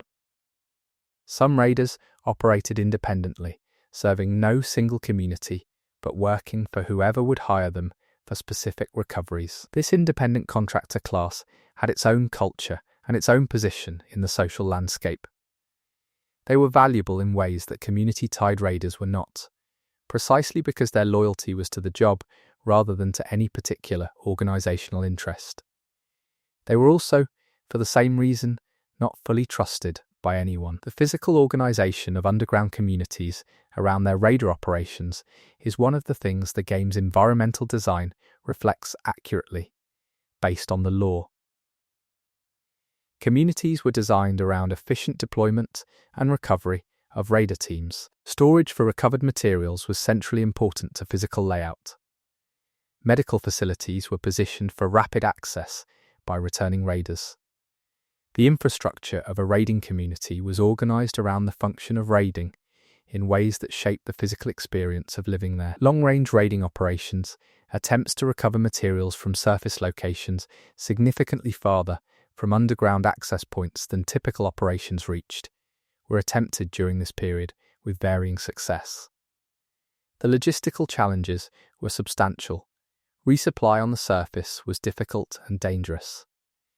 Navigation over longer distances in Ark-modified terrain required more sophisticated mapping. Ark exposure over longer operations was proportionally greater. The communities that successfully established long-range raiding capabilities gained access to surface areas that were not being reached by anyone else, which gave them access to material categories and research opportunities that were genuinely unique. This capability was a significant source of advantage and was accordingly treated as highly sensitive operational information that communities did not share readily. Surface caches, stores of materials pre-positioned in safe underground or semi-underground locations accessible from the surface, were developed by experienced raider operations as a way of reducing the logistical difficulty of extended surface operations. The caches were both valuable and vulnerable. Finding and recovering someone else's cache was not technically prohibited by any universal norm, but was considered a serious violation of raider ethics in most communities. The ongoing development of the surface economy during this period was, in aggregate, one of the most important things happening in the post-Ark world. The communities that managed to build sustainable material flows between the surface and their underground habitats were the ones that remained viable as organized civilizations. The ones that could not manage this remained dependent on others and vulnerable to the terms others chose to impose on them. Chapter 6. The mystery behind the Ark's origin and the future. Everything built in the previous chapters arrives here, at the hardest question, and the one the lore most deliberately refuses to fully answer. Where did the Ark come from, and what does that mean for what comes next? The evidence assembled across raider expeditions, research programs, and the accumulated observation of post-Ark generations points in several directions simultaneously, and the lore is careful not to privilege any one direction too strongly. What follows is the most honest account I can give of where the available evidence leads, and where it stops short of leading anywhere in particular. The materials that constitute Ark units include components that do not appear to be of terrestrial origin. This is one of the better established findings in the in-game research literature. The specific characteristics that distinguish these components from anything in the pre-Ark material science literature are described in enough detail across enough sources to feel like a genuine finding rather than a speculative claim. Something about the Ark is not from here. The arrival mechanism is less clearly understood. There are references to an event or series of events that mark the transition from the pre-Ark world's anomalous readings to the actual presence of Ark units on the surface. Whether this represents the Ark arriving from somewhere else, or the Ark becoming active after a long period of dormancy in the vicinity of Earth is not resolved. Both interpretations have supporting evidence, and neither is definitive. The dormancy hypothesis is one of the more interesting threads in the lore. If the Ark or something related to it was present in the solar system, or even on or near Earth, before it became active, then the question of what triggered its activation is potentially relevant to both understanding the Ark and potentially to controlling or ending its activity. The research programs pursuing this line of inquiry are documented in the lore as taking significant risks to find evidence that would support or refute it. The alternative hypothesis that the Ark arrived from somewhere else in response to some kind of trigger or signal raises different questions. If the Ark was sent, what sent it? For what purpose? From where? And is whatever sent it still present in any form that could be communicated with, threatened, or negotiated with? These questions push into territory that the lore marks as genuinely unknown, not just unknown to the characters in the story, but presented as questions the narrative itself does not have answers to. The surface modifications that Ark units have been conducting throughout the post-Ark period take on particular significance when viewed through the lens of the origin question. If the Ark arrived from somewhere else, the modifications might represent the Ark making Earth more suitable for whatever purpose it was sent to serve. If the Ark was dormant, the modifications might represent it completing a process that was already underway when it arrived. If the Ark has intelligence of some kind, the modifications might represent something we simply cannot understand yet. The structures that have accumulated on the surface over the post-Ark period are described in late period lore as having reached a new phase. There are references to structural characteristics that were not present in earlier observations. Whether this represents progress towards some objective or simply the accumulation of ongoing processes is not clear. But the change is noted consistently enough across independent observation sources to seem real, rather than perceptual. Research teams working on what they call the origin question have developed several competing frameworks for interpreting the available evidence. One framework treats the Ark as an automated system following a program that was designed without human life in mind, not hostile to humans specifically, but indifferent to them, in ways that produce catastrophic outcomes. A second framework treats the Ark as purposefully targeted at the kind of technological civilization humanity had achieved, either as a defense mechanism of some kind, or as something more aggressive. A third framework treats the Ark as something whose nature is not captured by any conventional category, and requires fundamentally new conceptual frameworks to understand. Each of these frameworks has implications for strategy. The indifferent automated system framework suggests that if you can identify the program's parameters, you might be able to work around them or potentially interfere with them. The purposefully targeted framework suggests that the Ark's presence is connected to something specific about human civilization that could potentially be changed to alter the Ark's behavior. The requires new frameworks position suggests that effective response requires investing in the kind of fundamental research that underground communities with survival concerns have difficulty prioritizing. Factions have aligned roughly with these frameworks in ways that reflect their organizational characters and interests. The administrative factions tend toward the first framework because it fits their organizational logic.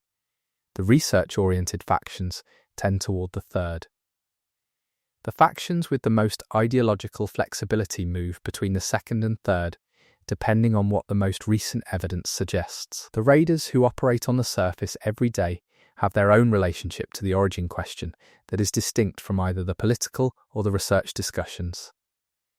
For a raider, what matters about the Ark is what it does and how it behaves, not where it came from.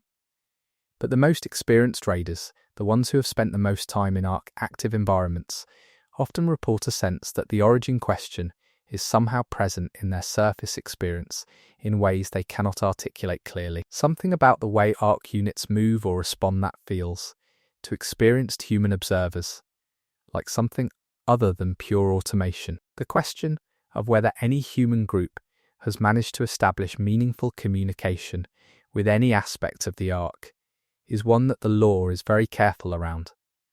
There are hints. Documents that seem to describe interactions that might be interpreted as communication. Behavioral changes in Ark units following certain human actions that might be responses. Research notes that seem to record something that might be an exchange of information. None of it is definitive, all of it is suggestive. The factions that believe communication is possible or has occurred keep this information closely held if they have it, which is itself a lore data point of interest. The reasons for keeping it secret could be practical, preventing other factions from exploiting the same channel. They could be protective, preventing destabilizing revelations from spreading through communities that are not prepared for them. They could be something less charitable. The lore presents all of these possibilities without resolving them. Surface survivor communities, the groups of humans who have maintained surface presence throughout the post-Ark period, have developed relationships with Ark presence that are qualitatively different from underground communities' relationships. They live inside the Ark's operational environment on a daily basis rather than entering it for specific purposes. Their understanding of Ark behavior is experiential in ways that underground-based research cannot fully replicate. And their survival, against odds that should be prohibitive, raises questions about the nature of Ark behaviour that the research frameworks have not fully addressed. The specific things that surface survivor communities have learned to do, or to avoid doing, that allow them to persist in Ark-active environments are documented in the lore through raider encounter accounts. Some of what they do is explicable in terms of known Ark behavioural patterns. Other things they do are not obviously explicable and suggest either a more sophisticated understanding of Ark behaviour than underground researchers have achieved, or a different kind of knowledge entirely. The children who have grown up in post-Ark surface survivor communities, the generation that has known nothing but the Ark-modified surface, are described in lore accounts as having developed certain perceptual and behavioural characteristics that distinguish them from underground-raised humans. Whether these differences are purely the result of surface environmental exposure, or whether they reflect something more specific to Ark proximity, is one of the more charged questions in the lore. Genetic or biological changes associated with long-term Ark proximity are raised in the lore cautiously and with appropriate uncertainty. There are medical observations in the research literature that could be interpreted as evidence of such changes. There are also interpretations that explain the same observations without invoking Ark-specific effects. The researchers who take the biological change hypothesis seriously do so on the basis of specific evidence that they document carefully. The lore does not let you simply dismiss them.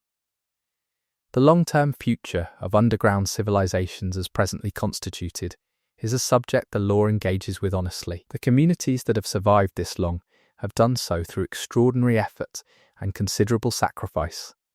But the constraints of underground life are real and cumulative. Resource depletion, psychological strain of confinement over generations, the structural limitations of habitats that were never designed for their current populations or purposes. Something has to change eventually. 3 broad possibilities present themselves in the lore for what that change might look like. Surface reclamation, a process by which human communities find ways to return to and sustainably inhabit the surface despite Ark presence. Accommodation, some kind of negotiated or evolved relationship with the Ark that allows both Ark activity and human habitation to coexist. And the possibility, raised in certain faction ideological documents, that Ark activity will eventually change in ways that either end it or transform it into something that the surface environment can recover from. Raiders are, in this context, the advance agents of whatever comes next. They are the human presence on the surface that accumulates knowledge, recovers resources, and maintains the practical and symbolic connection between underground civilization and the world above it. Their continued operation is not just economically necessary. It is the practical demonstration that the surface is not entirely lost. The most experienced raiders, the ones who have survived the longest and accumulated the most surface knowledge, are sometimes described in the lore as having perspectives on the Ark and the future that neither the factions nor the research programs have fully incorporated. They are not systematically consulted in the way their knowledge would warrant. Their experience is treated as operationally useful, but not as intellectually significant. This is presented in the lore as a failing of the institutions that govern underground life. What the Ark's presence ultimately means for humanity is the question that everything in the lore orbits without resolving. The answer, if there is one, is somewhere in the combination of continued raider operations, ongoing research, the slow evolution of faction politics, and the unpredictable changes in Ark behaviour that no one has been able to predict reliably. The lore is constructed around the understanding that these questions are real questions, not rhetorical ones. The communities that will determine what comes next are already operating. The factions are already positioning. The raiders are already going up. Whatever the Ark is doing to the surface, it is continuing. The underground civilizations are adapting, slowly and imperfectly, to the reality of their situation. The origin of the Ark remains unknown. The future of humanity on Earth remains genuinely open.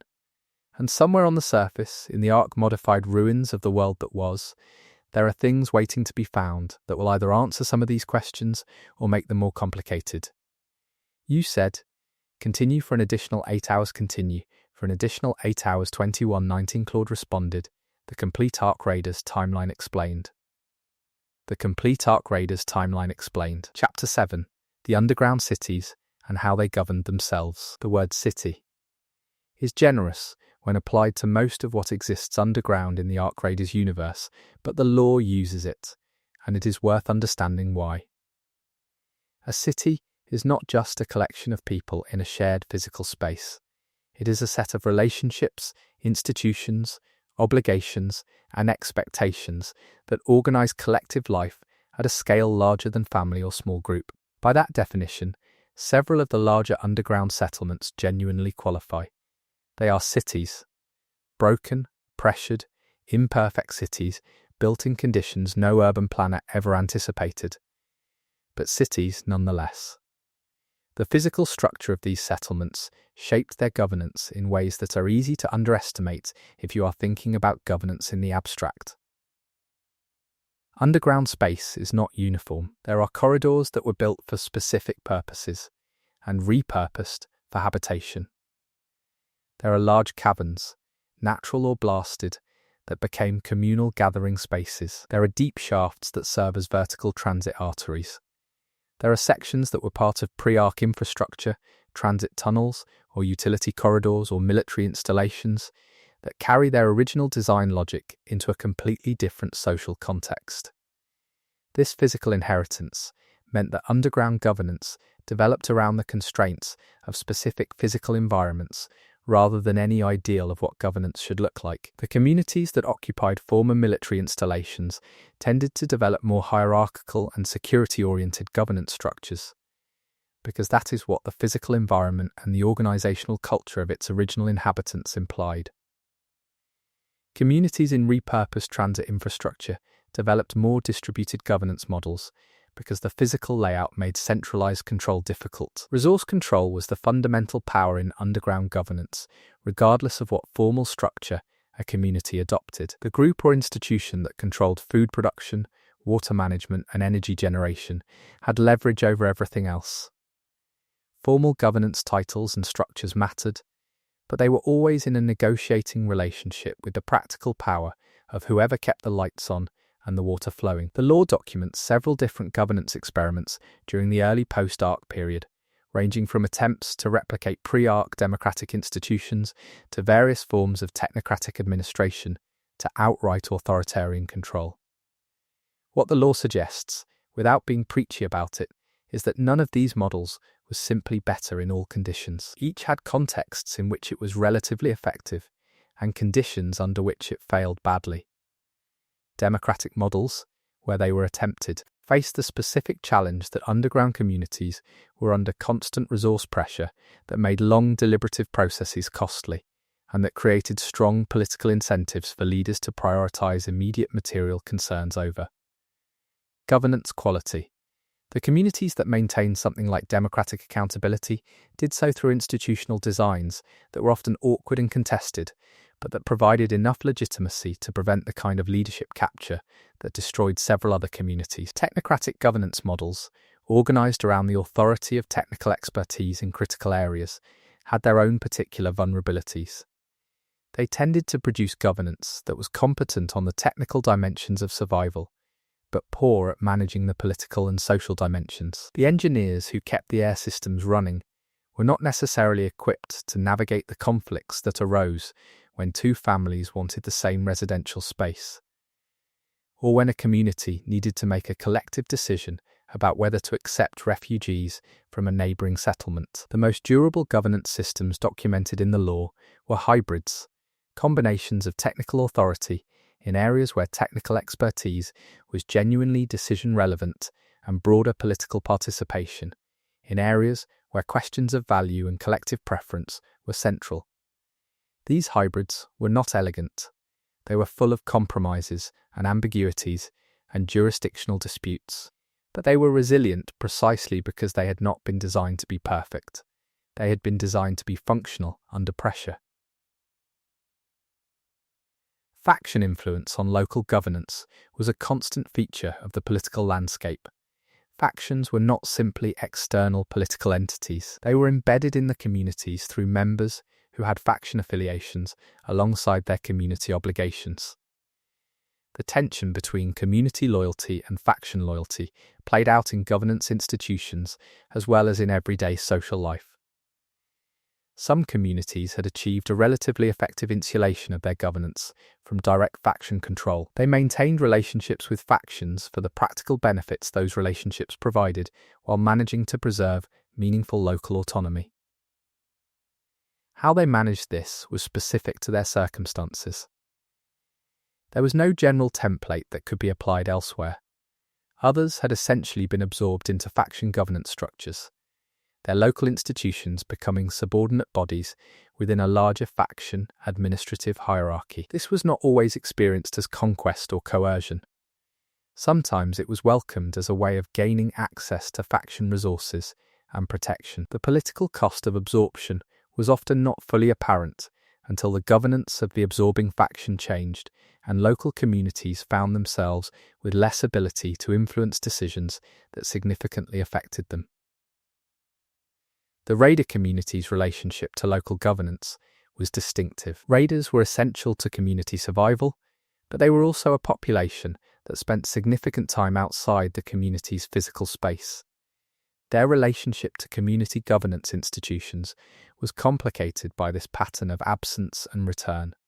They contributed to the community, but they were not present for much of its daily political life. Their interests were not always adequately represented in governance decisions that were made while they were topside. Legal systems in underground communities developed around the specific conditions of underground life in ways that departed significantly from pre-Ark legal traditions. Property rights, for instance, took forms that would have been unfamiliar in the pre-Ark world. Space underground was not owned in any conventional sense. It was allocated, managed, and sometimes bartered, but the legal frameworks governing these arrangements were new inventions rather than adaptations of existing property law. The handling of serious conflict between community members was one of the most challenging governance problems. Pre-Ark criminal justice systems were designed around assumptions of population mobility and state power that did not apply underground. You could not simply imprison someone, because space was scarce, and feeding a non-productive prisoner was a direct cost to the community. You could not effectively exile someone, because exile to the surface was a death sentence, and exile to another community required that community's consent. The solutions that communities developed were varied and not always ethical by any recognizable standard. Some communities developed systems of intensive labor obligation for serious offenders. Some invested heavily in conflict prevention and mediation at the expense of punitive responses. Some developed exclusion practices that amounted to a slower form of exile within a confined space. The law presents these systems without endorsing any of them, but the variation is itself interesting, as evidence of genuine experimentation. Children's education in underground communities was a governance priority that every community approached differently, and that was one of the most politically contested areas of collective decision-making. What should children learn, given that the world they were being prepared for was so different from the world the adults teaching them had grown up in? How much should education focus on practical survival skills versus more traditional academic content?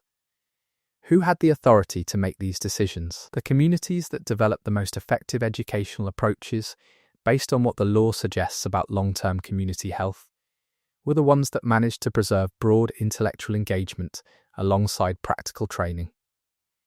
Communities that reduced education to pure skill training produced adults who were capable in specific domains but poorly equipped for the complex governance and social challenges that underground life presented. Communities that tried to maintain pre-Ark educational traditions without adapting them were maintaining institutions that did not connect to the reality their students inhabited. Mental health services in underground communities were almost universally under-resourced relative to need. The psychological demands of underground life, the grief for the surface, the confinement, the constant low-level threat of arc activity on the surface, affecting radar operations and resource flows, were enormous. Communities that managed to provide any meaningful psychological support were doing so with improvised approaches and undertrained practitioners. The law includes accounts of community mental health crises that were significant enough to affect governance stability. Communities where unmanaged collective trauma produced social fragmentation faced governance challenges that went beyond any technical policy question. The communities that handled these crises best were, in most documented cases, the ones that had invested in social infrastructure, shared spaces, community rituals, collective meaning-making activities that were not directly productive, but that were essential to maintaining the social fabric. Economic governance, the management of resource production, allocation, and exchange within the community, was the core of what most governance institutions actually spent most of their time on. The specific approaches varied, but the fundamental challenge was consistent. In conditions of scarcity, how do you ensure that the people who are contributing to community survival are adequately compensated, while ensuring that people who cannot contribute, the old, the sick, children, are adequately provided for? Communities that answered this question well created functioning social contracts that produced durable community stability. Communities that answered it badly, either by failing to adequately compensate contributors or by failing to adequately provide for those who could not contribute, generated the kinds of resentments and social fractures that degraded governance effectiveness over time and created vulnerabilities.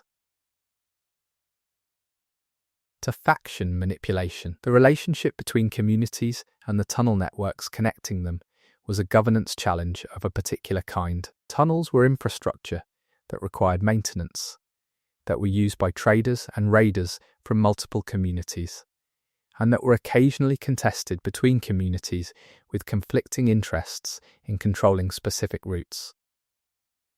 The governance of shared tunnel infrastructure was one of the areas where inter-community politics was most consistently difficult. Some communities had developed effective joint governance arrangements for specific tunnel networks. These arrangements were fragile and required constant political maintenance.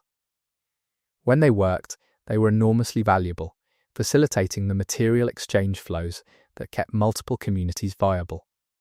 When they broke down, the consequences could be severe enough to affect community survival. Water management governance was so critical that virtually every community developed specialized institutional arrangements around it, distinct from the general governance structure. Water councils, water committees, water management authorities, the names varied, but the function was similar.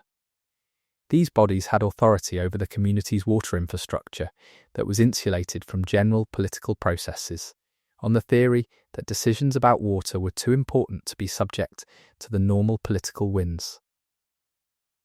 This insulation was a double-edged arrangement. It protected water management from political disruption, but it also removed it from meaningful democratic accountability.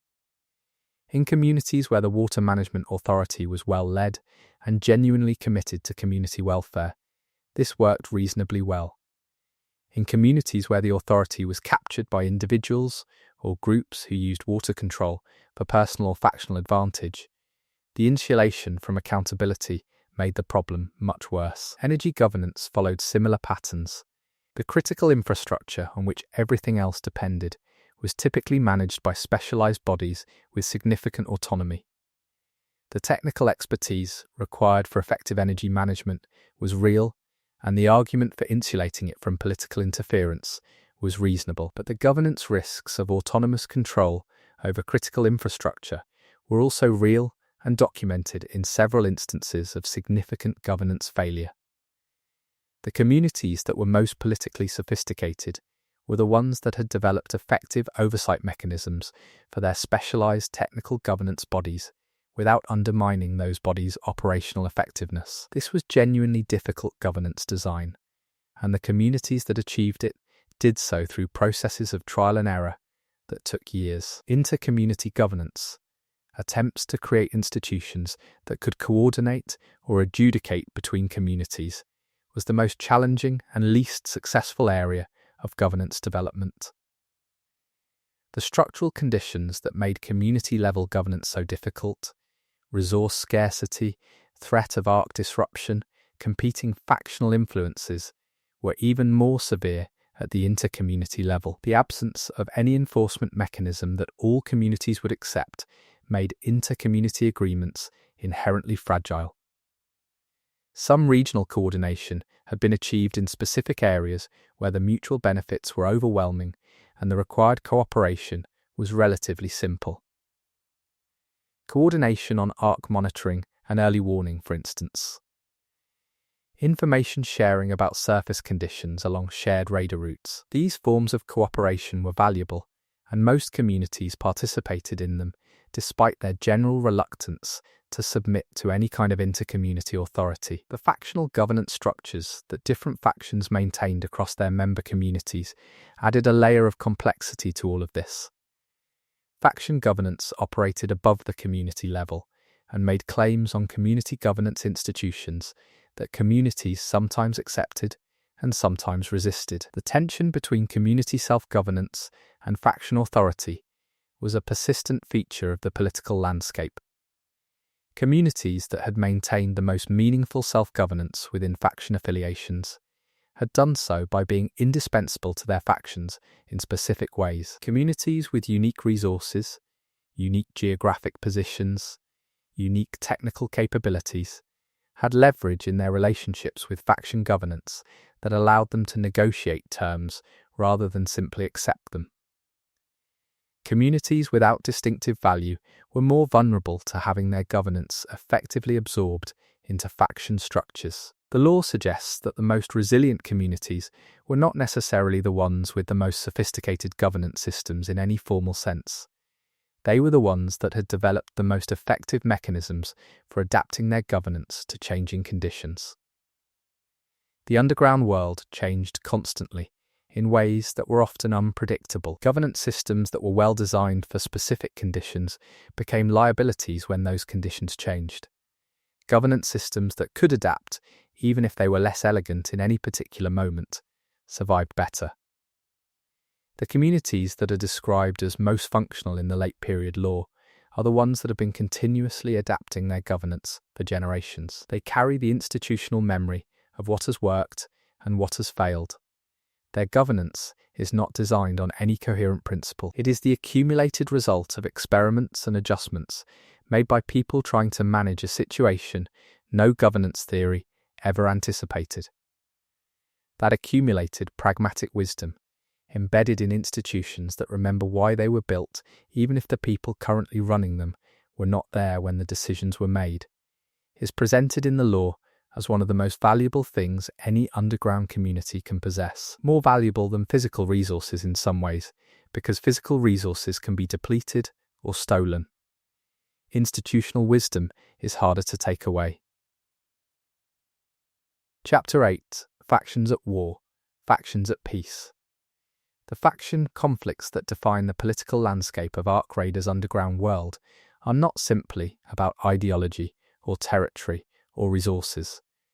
Though they are about all of those things, they are also about something more fundamental, about what kind of civilization humanity is going to build in the ruins of the old one, and whether the communities that survived the Ark's arrival are going to be defined by their cooperation or their competition. The history of factional conflict in the post-Ark period is long and complicated. What I want to do here is trace the major arcs of that conflict, identify the points where peace was genuinely possible and why it did not always materialize, and explain the state of factional relationships at the point where the game's present timeline sits.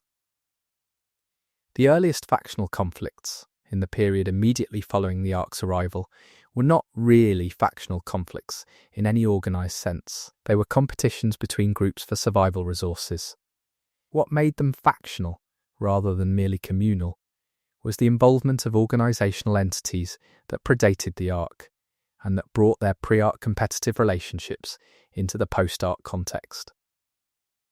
These organizational entities, the corporate and administrative structures that would eventually become recognized factions, had pre-existing rivalries and pre-existing tools for prosecuting those rivalries. They had personnel, they had physical infrastructure, they had communication networks, damaged by the Ark but partially functional.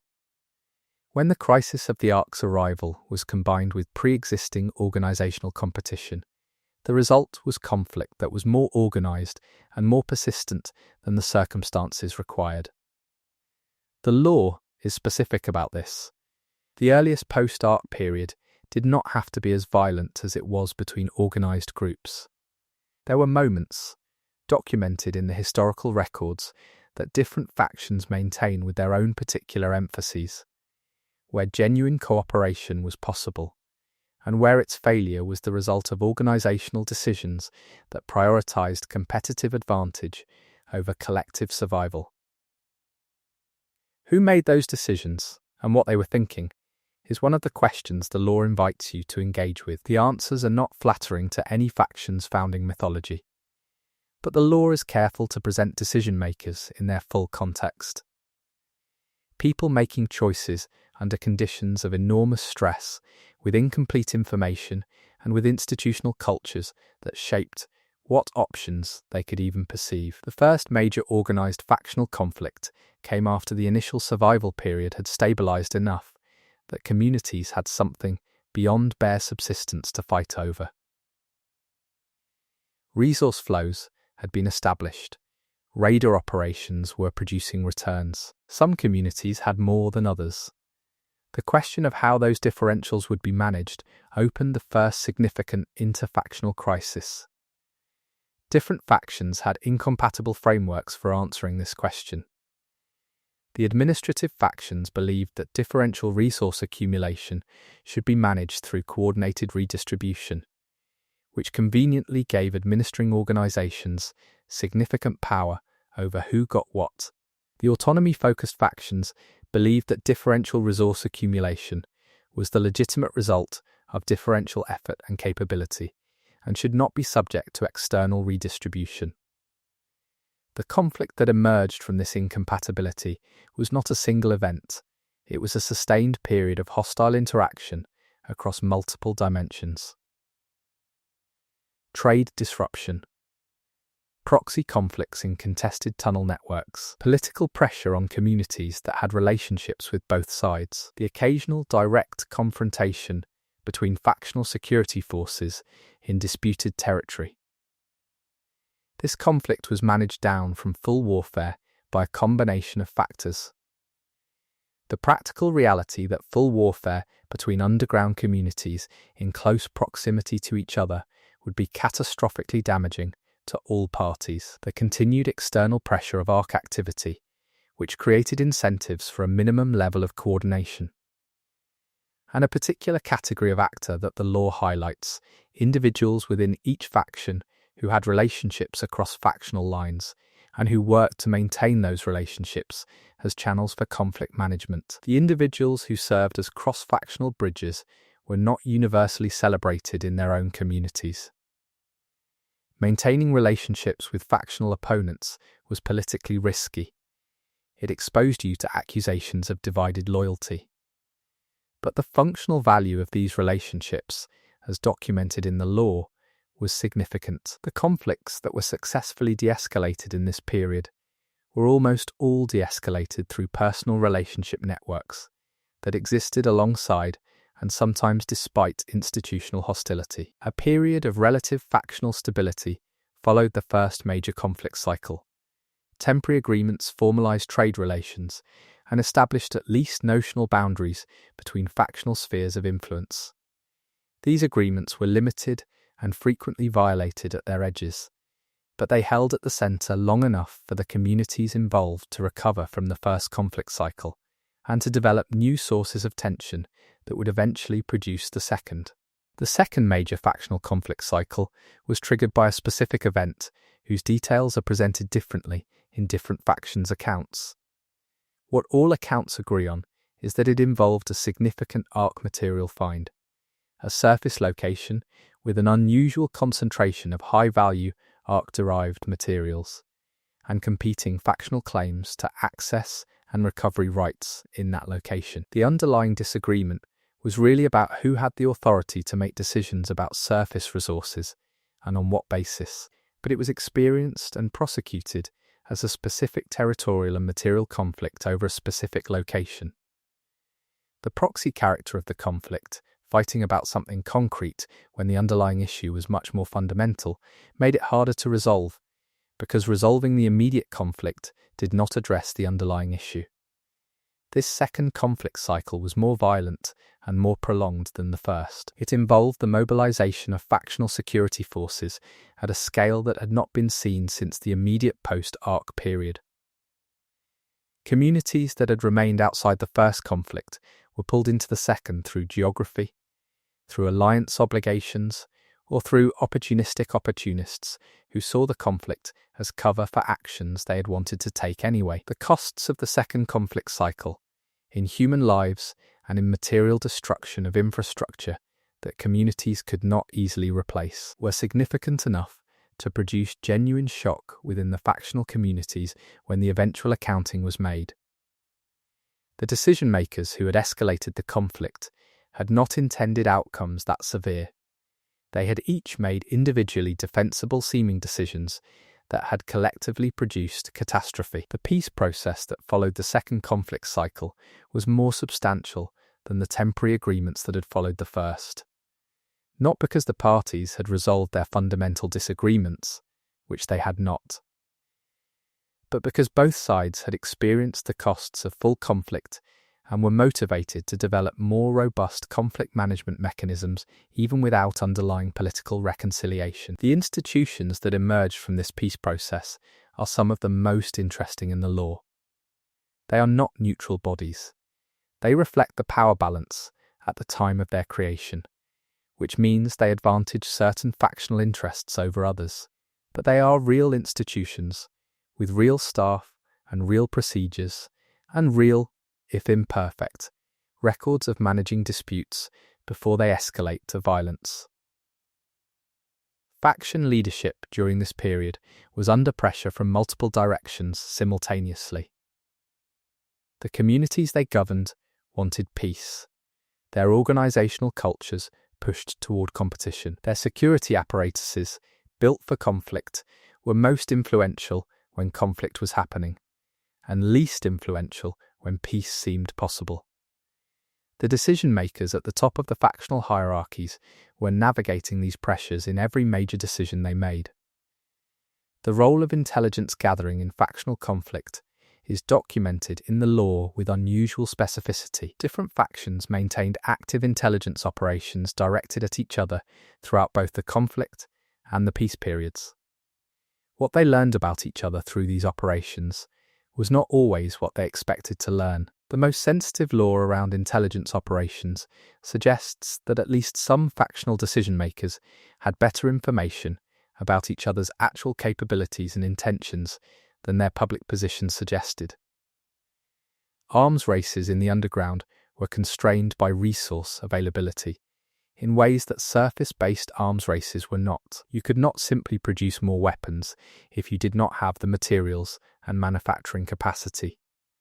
But within those constraints, factional security forces were developed and equipped with competitive intensity that reflects how seriously the factions took the possibility of renewed direct conflict even during ostensibly peaceful periods. The social effects of factional conflict on ordinary community members are documented in the law in ways that the high-level political narratives sometimes obscure. Communities near conflict zones experienced material disruption, disrupted raider operations, disrupted trade flows that affected the basics of daily life. Communities that lost people in conflict-adjacent violence carried that grief into their collective life in ways that shaped political attitudes toward factions and toward the concept of interfactional conflict for generations. Children who grew up in the shadow of the second conflict cycle developed political attitudes that differed significantly from children raised during more stable periods.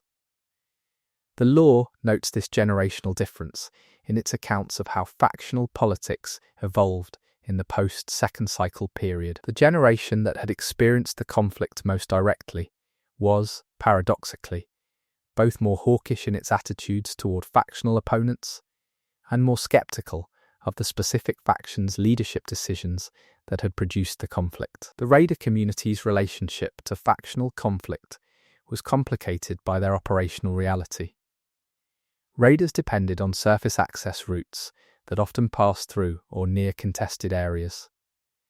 They also interacted regularly with raiders from other factions in ways that created personal relationships that factional politics struggled to account for. The raider community was not immune to factional loyalties, but it had its own particular reasons for wanting inter-factional conflict kept below certain levels. Research cooperation, the sharing of ARC-related research findings between factions, was one of the most politically sensitive areas of inter-factional relations. The potential benefits of sharing were real. Pooling research findings from different communities with different surface access points and different analytical capabilities would accelerate everyone's understanding. The barriers to sharing were equally real. Research findings were one of the most valuable strategic assets any faction possessed. Limited research sharing did occur during peaceful periods through mechanisms that allowed partial disclosure while protecting the most sensitive findings. These mechanisms were imperfect and were sometimes used as much for intelligence gathering about what the other side was researching as for genuine knowledge exchange. But they produced some real scientific value, and they maintained a channel of interfactional contact that could be used for other purposes when needed. The political dynamics within factions were not uniform. Different communities within the same faction often had different relationships with interfactional conflict based on their specific positions. Communities on factional borders had different interests than communities deep within factional territory. Communities with specific resource dependencies had different positions than communities that were more self-sufficient. The factions themselves were not monolithic political entities, but coalitions of communities with sometimes competing interests held together by shared organizational identity and leadership. Internal factional politics, the conflicts within factions rather than between them, produced their own significant events during this period.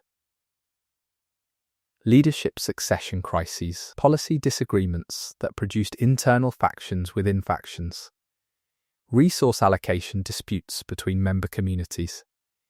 These internal conflicts sometimes spilled into factional relations when losing parties in internal conflicts sought support from other factions, or when internal policy changes produced new external positions. The factions that maintained the most cohesive internal politics during this period were the ones that had developed the most effective mechanisms for managing internal disagreement without rupture, not the ones that suppressed internal disagreement most effectively, because suppression produced fragility. The ones that had legitimate channels for internal political competition that could produce real policy change without threatening organizational cohesion. A third factional conflict, smaller than the second but significant, occurred during this period over questions of raider route control. The specific routes between underground communities and the most resource-rich surface areas were objects of factional competition that never fully stabilized. Episodes of route blocking, tolling, and occasional direct confrontation between security forces operating near surface access points created a pattern of low-level conflict that the peace institutions built after the second cycle managed imperfectly. This third conflict, or conflict cluster, produced one of the most interesting lore elements of the factional history. A joint raider task group operating across factional lines under an informal agreement between experienced raider leaders from multiple factions successfully recovered a high-value surface resource concentration that no single factional operation could have accessed safely. The success of this operation became a reference point in arguments about the benefits of cross-factional cooperation and a source of political tension for the leadership of every faction involved. The people who made the cross-factional task group work were not following political instructions. They were experienced raiders who trusted each other based on surface experience and who made a practical judgment that cooperation was the only viable approach to a specific challenge. The political implications of their success was something they had not planned for, and in some cases did not welcome, because it made them political figures in debates they had not signed up for. Peace between factions at the law's present moment is best described as functional and fragile. The institutions built after the second conflict cycle are operational. Trade flows are maintained. The worst forms of direct factional confrontation are avoided most of the time. But the underlying tensions that produced both conflict cycles remain unresolved. The resource differentials that drive competition have not been eliminated. The governance disagreements that reflect genuine ideological differences have not been reconciled. What has changed is a more sophisticated collective understanding of the costs of full conflict. That understanding is most secure among the generation that directly experienced those costs. As the generations turn and the direct memory of the second conflict cycle fades, the stability it has purchased becomes more uncertain. The law notes this dynamic explicitly in the voice of certain older characters who worry about what happens when the people who remember are gone. Chapter 9. The Science of Survival: What Underground Research Uncovered. The research programs that underground communities developed in the decades following the Ark's arrival represent one of the most remarkable intellectual achievements documented in the law. Remarkable not because of the sophistication of the answers they produced, though some of those answers were genuinely significant. Remarkable because of the conditions under which the work was done. Underground researchers worked with equipment that was running out of parts that could not be replaced. They worked in environmental conditions that were not designed for scientific work. They were competing for resources with every other priority of communities that were under constant material pressure, and they were studying something that no prior scientific framework had prepared them for. The work they produced under these conditions represents one of the law's most quietly inspiring threads. The organization of research across the underground world was never centrally planned. Different communities developed research programs independently, focused on their specific capabilities and their specific questions. The degree of coordination between research programs varied by period and by factional relationship.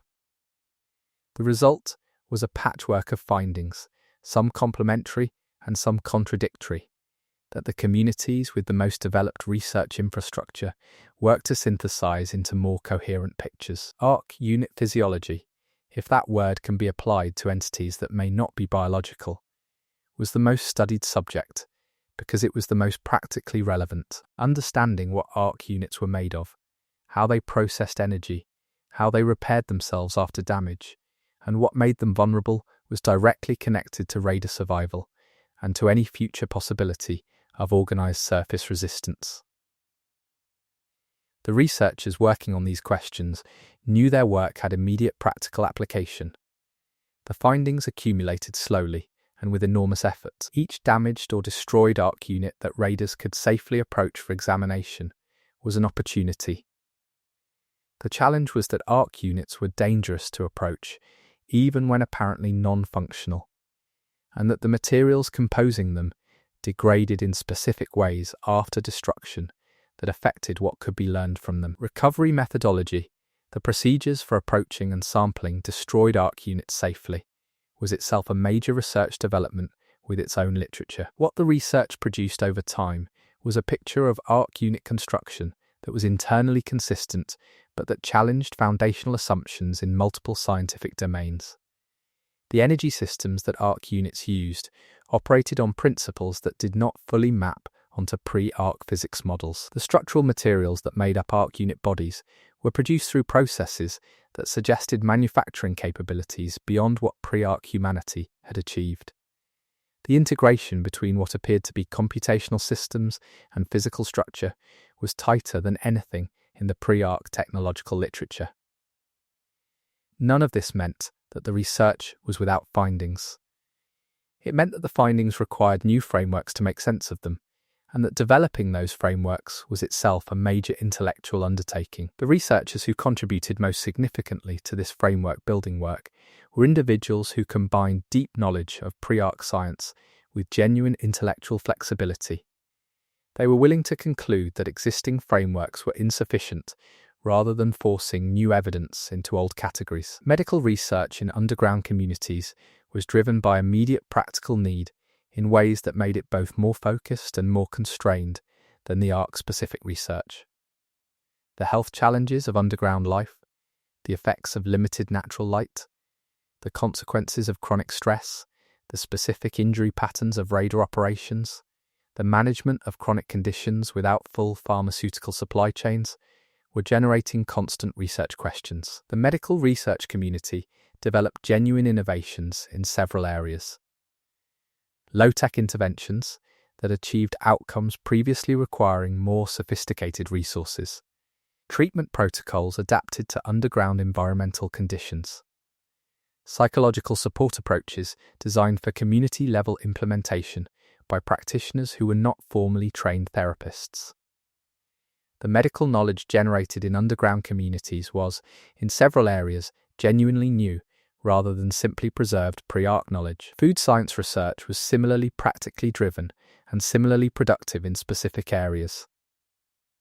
Underground food production required understanding plant growth under artificial light in confined spaces, nutrient cycle management in closed systems, and the development of food sources that worked within the material constraints of underground environments. The agricultural knowledge developed in this context was different from surface agriculture in enough ways to be considered a genuinely distinct field. Water chemistry research, driven by the need to maintain viable water sources in underground environments that were often chemically complex, produced findings that had implications beyond water management.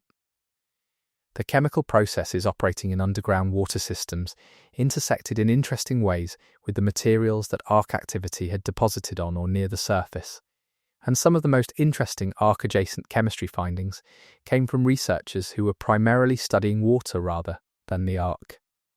Energy research was the area where the most creative work was done under the most severe constraints. Underground communities needed energy and could not rely on the energy sources that the pre-arc world had depended on.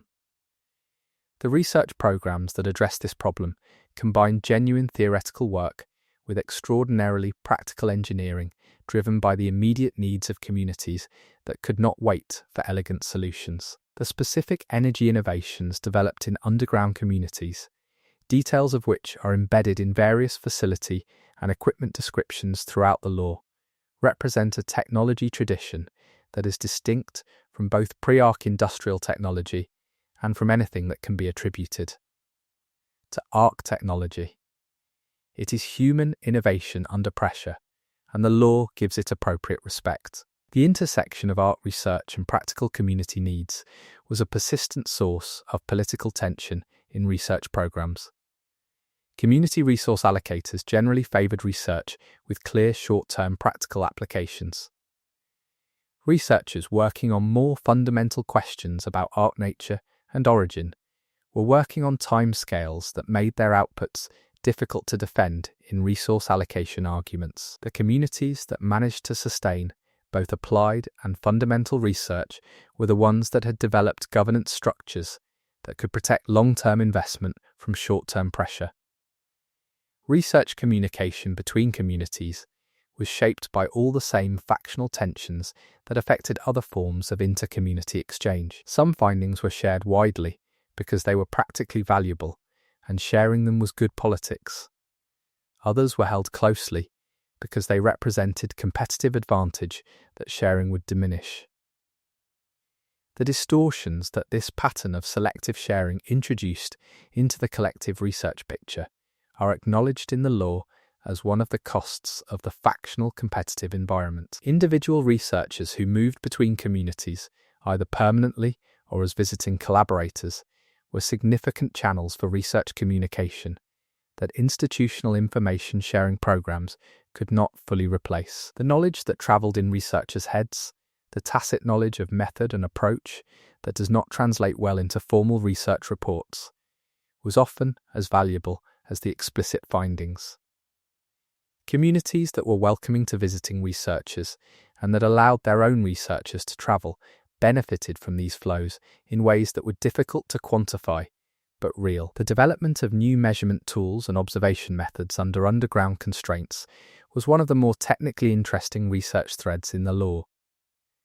Pre-arc scientific equipment was designed for pre-arc conditions and was not always suitable for underground use, or for the specific observation challenges posed by arc study. The researchers who adapted, and in some cases redesigned measurement approaches for their conditions, contributed something to scientific methodology that went beyond their specific findings. Young researchers who had grown up entirely in the post-arc world brought different intellectual orientations to research problems than their older colleagues who had trained in pre-arc scientific traditions.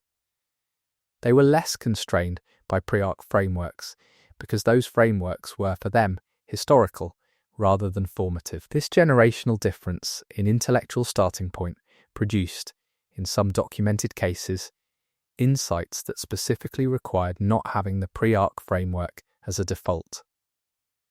The relationship between research and ideology was complicated in the post-arc period in ways specific to the situation.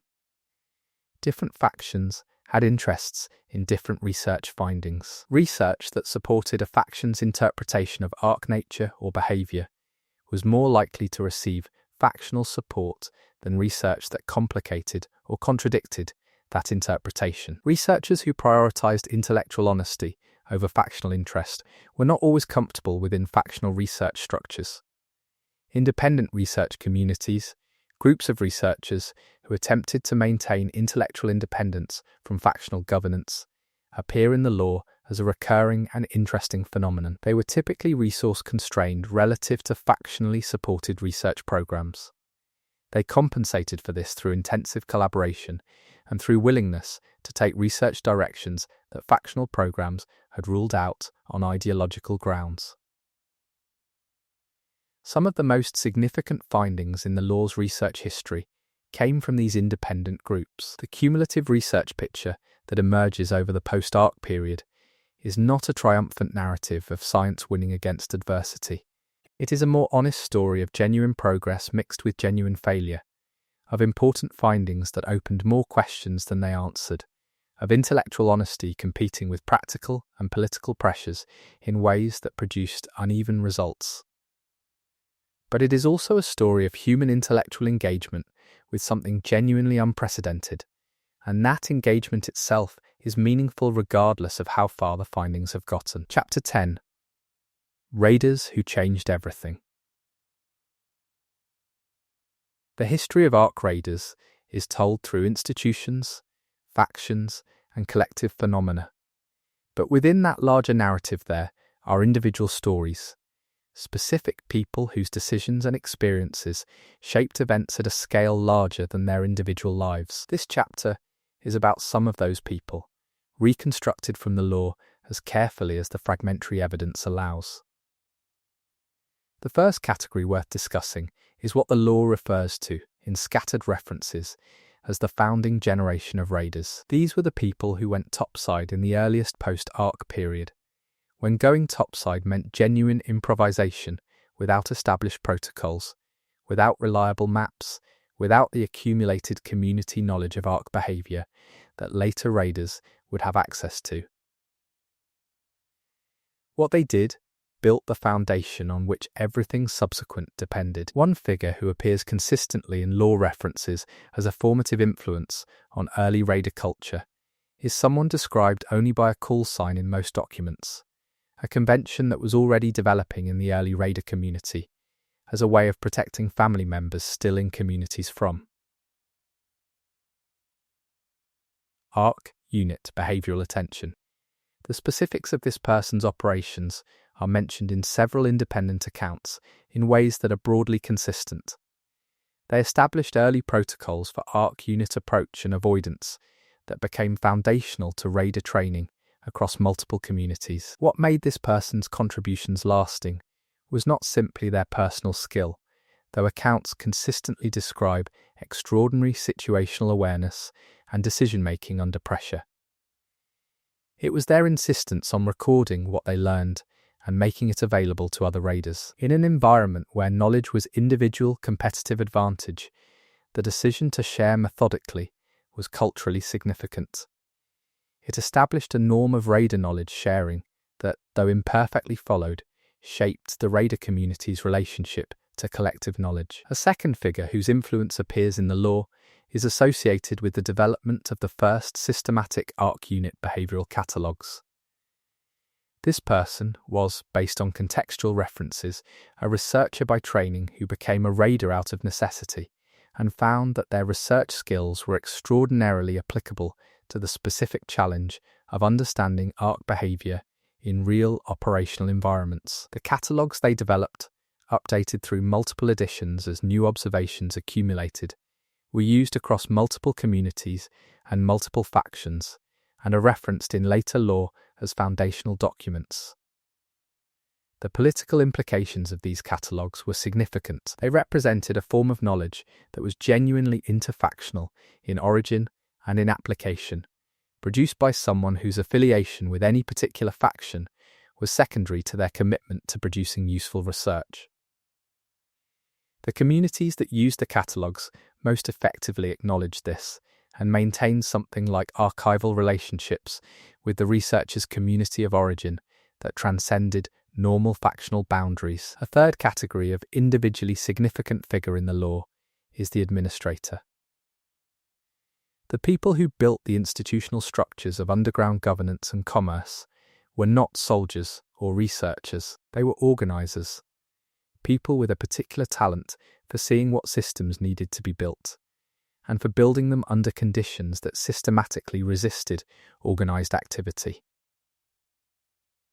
Several such people appear in the law as architects of specific institutions that became foundational to underground civilization. One particularly interesting figure of this type is associated with the development of the first inter-community trade standards, the frameworks for valuing and exchanging surface recovered materials that allowed trade networks to function with sufficient trust to be stable. This was not glamorous work. It involved sustained negotiation between parties with competing interests, the development of measurement and verification standards, and the establishment of dispute resolution mechanisms. But without it, the material exchange flows on which communities depended could not have functioned reliably. The law's account of this figure is interesting because it is honest about the compromises the person made. The trade standards they developed were not perfectly fair. They reflected the power relationships that existed at the time of their creation. But they were real, and they worked, and they were adapted over time in ways that gradually improved their equity. The person who built them knew their limitations and built in mechanisms for revision that reflected an understanding of their own work's imperfections. Medical innovators appear in the law in ways that connect individual human ingenuity to collective survival in the most direct possible terms. The people who developed the specific medical protocols for underground conditions, for treating raider injuries without full surgical facilities, for managing the specific health challenges of underground living, saved lives in numbers they would never know. Their contributions are embedded in the practices that communities developed and often lost their individual authorship as they became simply how things were done.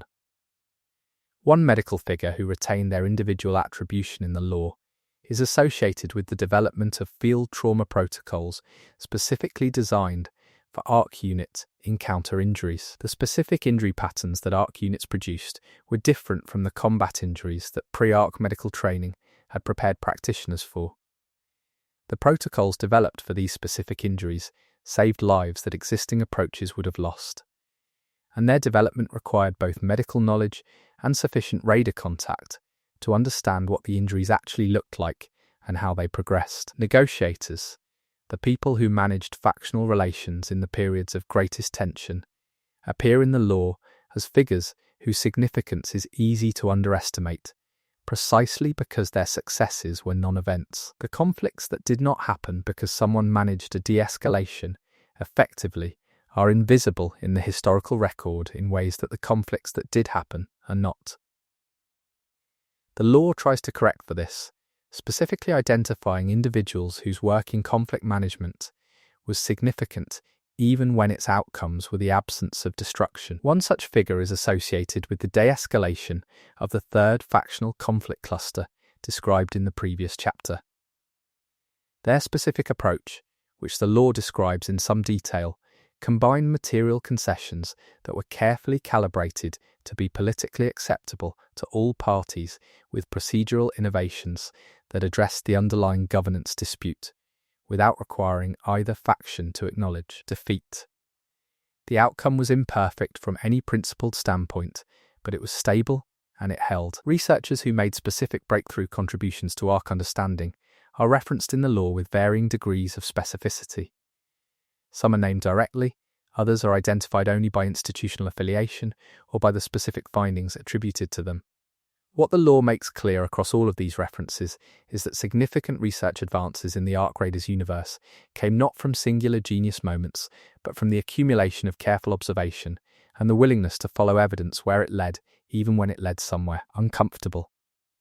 One researcher figure who appears with unusual consistency across multiple law sources is associated with the first documented evidence that ARC units had different behavioral modes rather than a single, fixed behavioral program. This finding, which revolutionized how raiders approached surface operations and how research programs modeled ARC activity, emerged from years of systematic behavioral observation rather than any single dramatic discovery.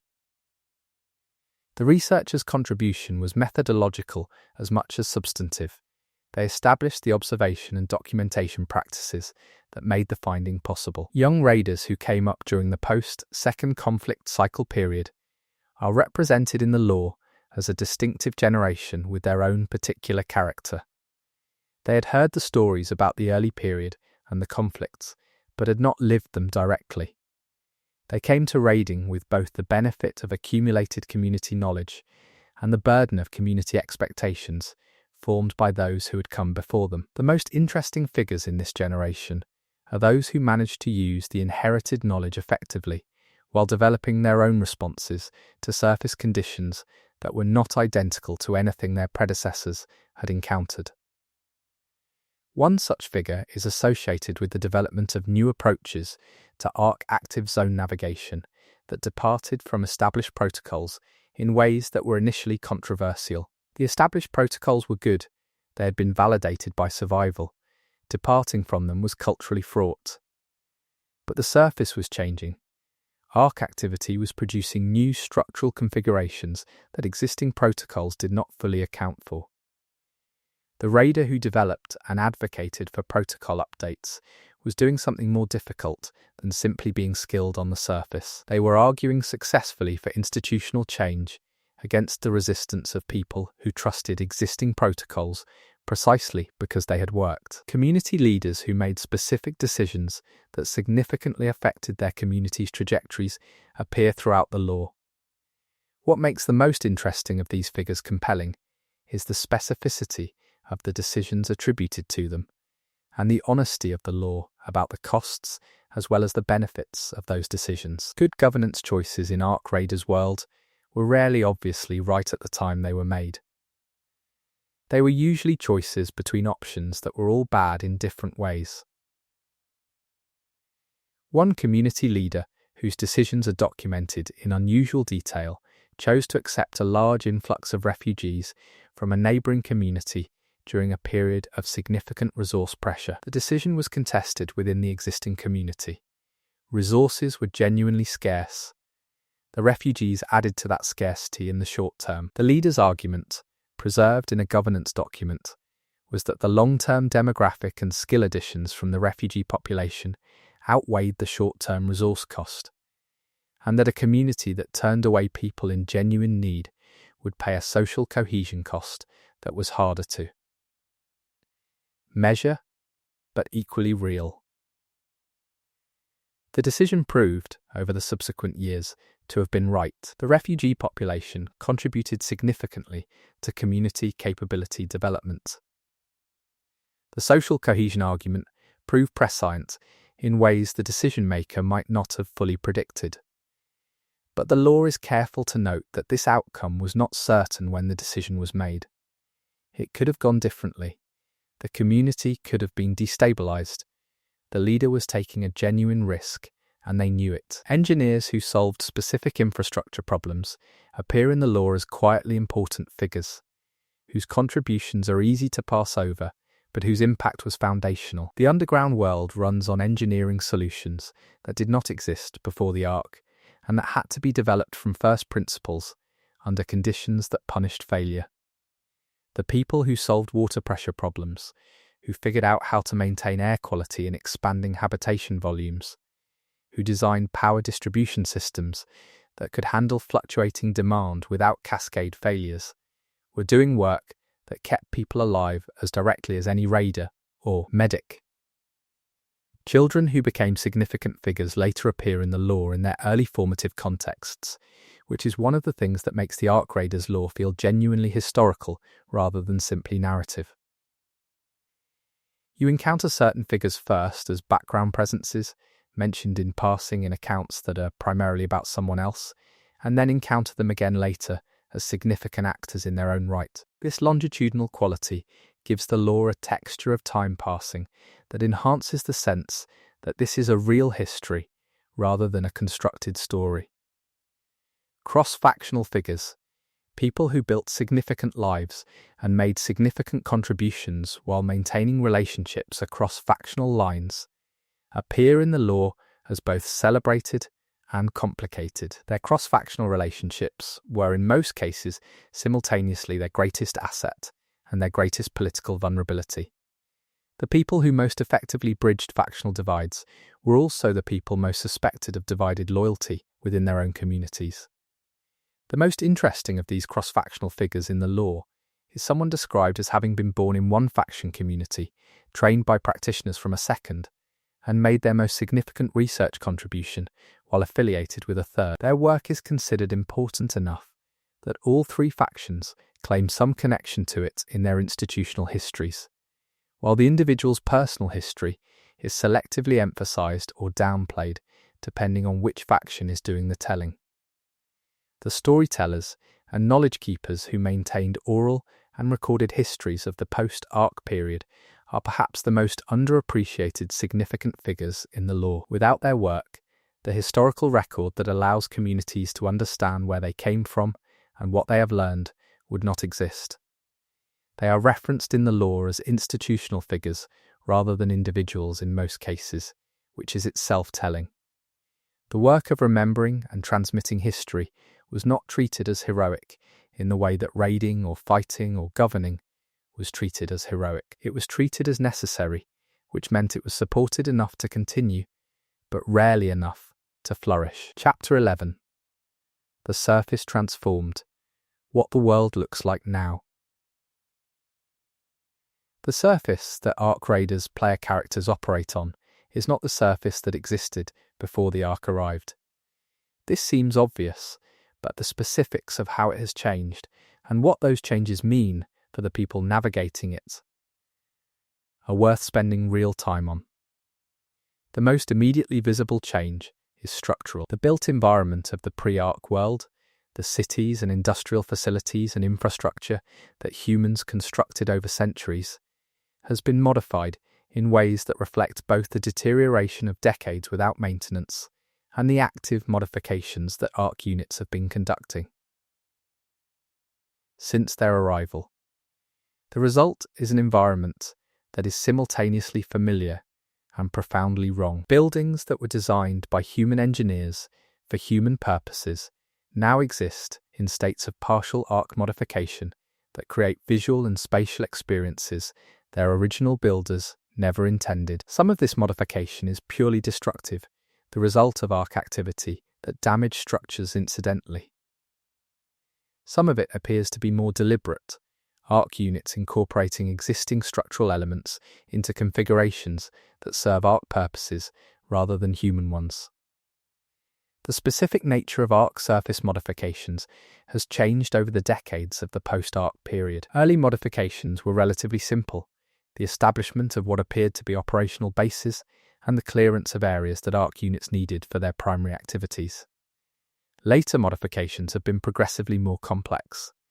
The structures that arc units have built or substantially modified in the later period are harder to characterize in terms of function and suggest either evolving arc objectives or a progression toward more advanced stages of whatever arc activity is directed at. Environmental conditions on the surface have changed in multiple overlapping ways. The disruption of human industrial activity, which had been the primary driver of atmospheric and ecological change in the pre-arc period, combined with whatever effects arc activity itself has on the environment, has produced conditions that do not simply resemble a pre-industrial baseline. There is something distinctively post-arc about the surface environment that experienced radars recognize, and that researchers are still trying to fully characterize.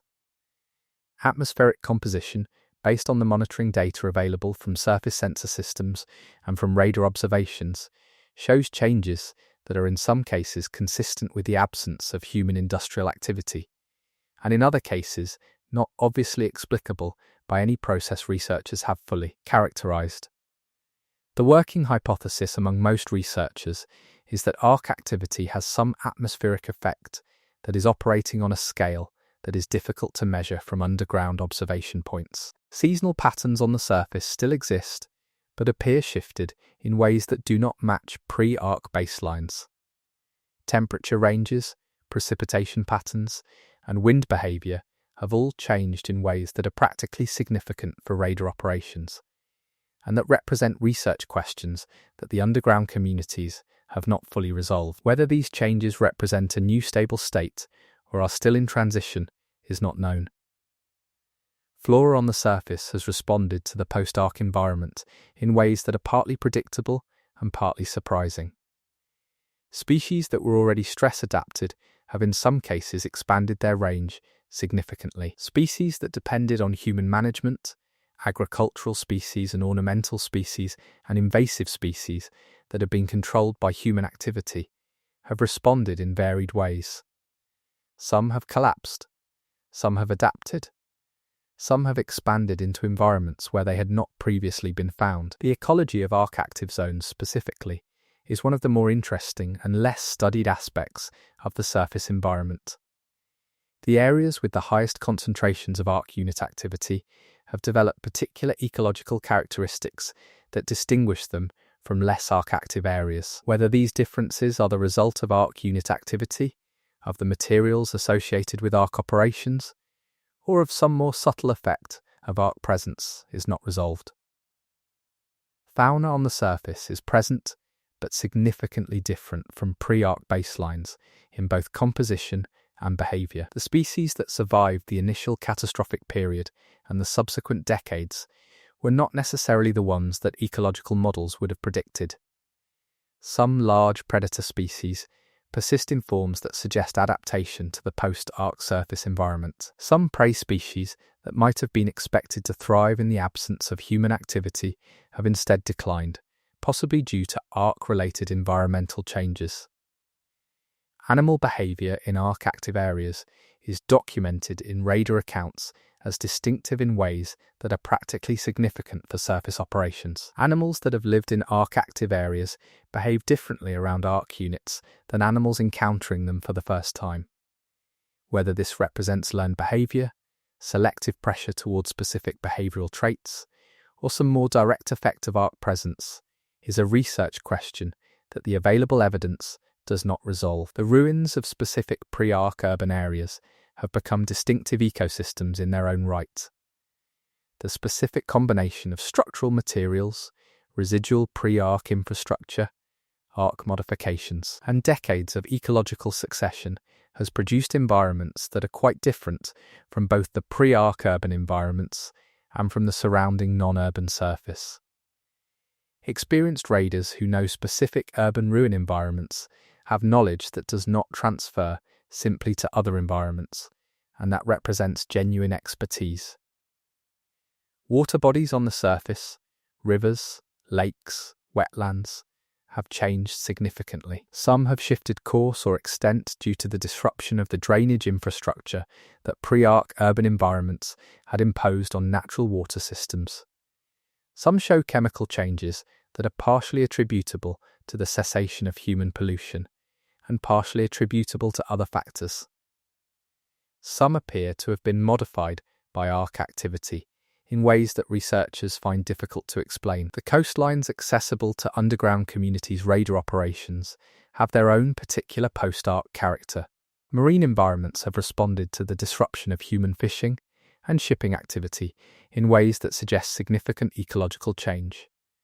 Certain coastal areas show evidence of arc interest, modifications, or activity concentrations that have generated specific research interest and that are also specific operational challenges for radars in those areas. Underground surface interfaces, the physical access points through which radars move between the two environments, have their own particular character and importance. The access points that still function effectively are extraordinarily valuable.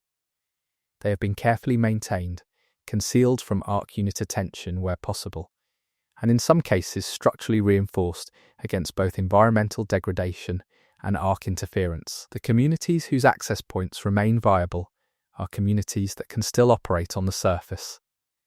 Communities that have lost access point viability are communities in serious trouble. The specific surface areas that are most resource-rich for radar recovery operations are not uniformly distributed.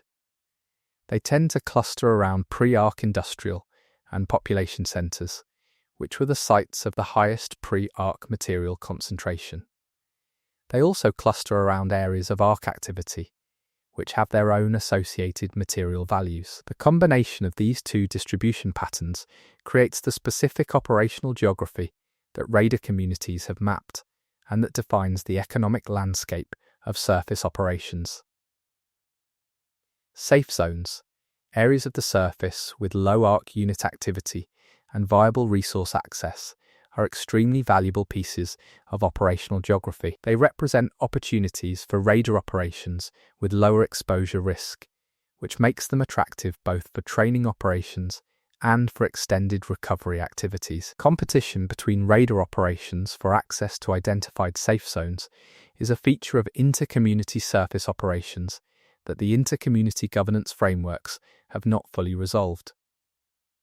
The surface at night is documented in radar accounts as qualitatively different from the surface during daylight, and not simply in the obvious sensory ways. Arc unit behaviour shows patterns that appear correlated with diurnal cycles in ways that researchers have partially characterised. Specifically, certain types of arc unit activity appear to be less common during specific nighttime periods, creating windows that experienced radars learn to identify and exploit. The patterns are not universal or perfectly reliable, which makes them useful as guidelines rather than rules. Weather events on the surface create both opportunities and hazards for radar operations. Certain weather conditions reduce arc unit sensory effectiveness in ways that experienced radars can exploit. Other weather conditions create physical hazards that override any operational advantage. The meteorological knowledge specific to the post-arc surface environment, developed through decades of radar experience, represents a significant body of practical expertise that is embedded in radar culture. The cumulative effect of all these changes is a surface that is, in the experience of the people navigating it, deeply familiar and deeply alien simultaneously.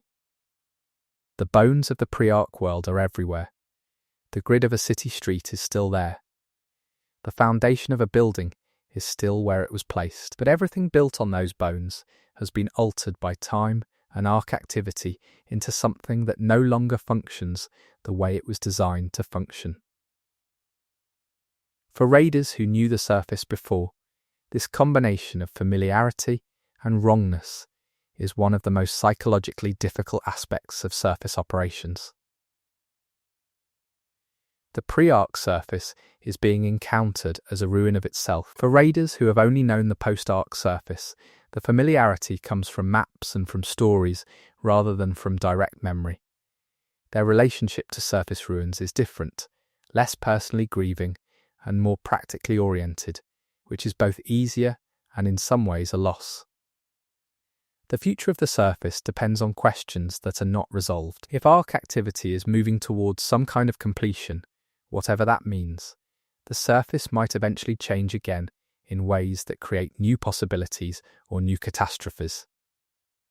If arc activity is ongoing indefinitely, the surface will continue its current trajectory of modification, with implications for resource availability and for the long-term viability of surface operations. What the surface will look like in another generation, and whether that generation will still be operating on it from underground bases, or whether something will have changed the fundamental terms of the relationship between human civilization and the surface, is the open question that everything in the law builds toward without answering.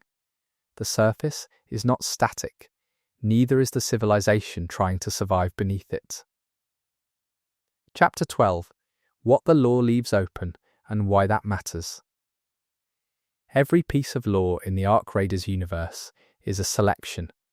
Someone decided what to include, what to leave out, and how to present what was included. The game's law designers made choices about what to answer and what to leave open, and those choices are not random. They reflect a coherent vision of what kind of story Ark Raiders is, and what questions it wants players to engage with. I want to spend this final chapter not summarizing what we know, but sitting with what we do not know, and thinking about why those specific gaps exist and what they mean for how the story might develop. The biggest open question, the one everything else orbits, is what the Ark is and what it wants. After everything the lore presents, after all the research findings and radar observations and factional theories, this question is still genuinely open. Not frustratingly open.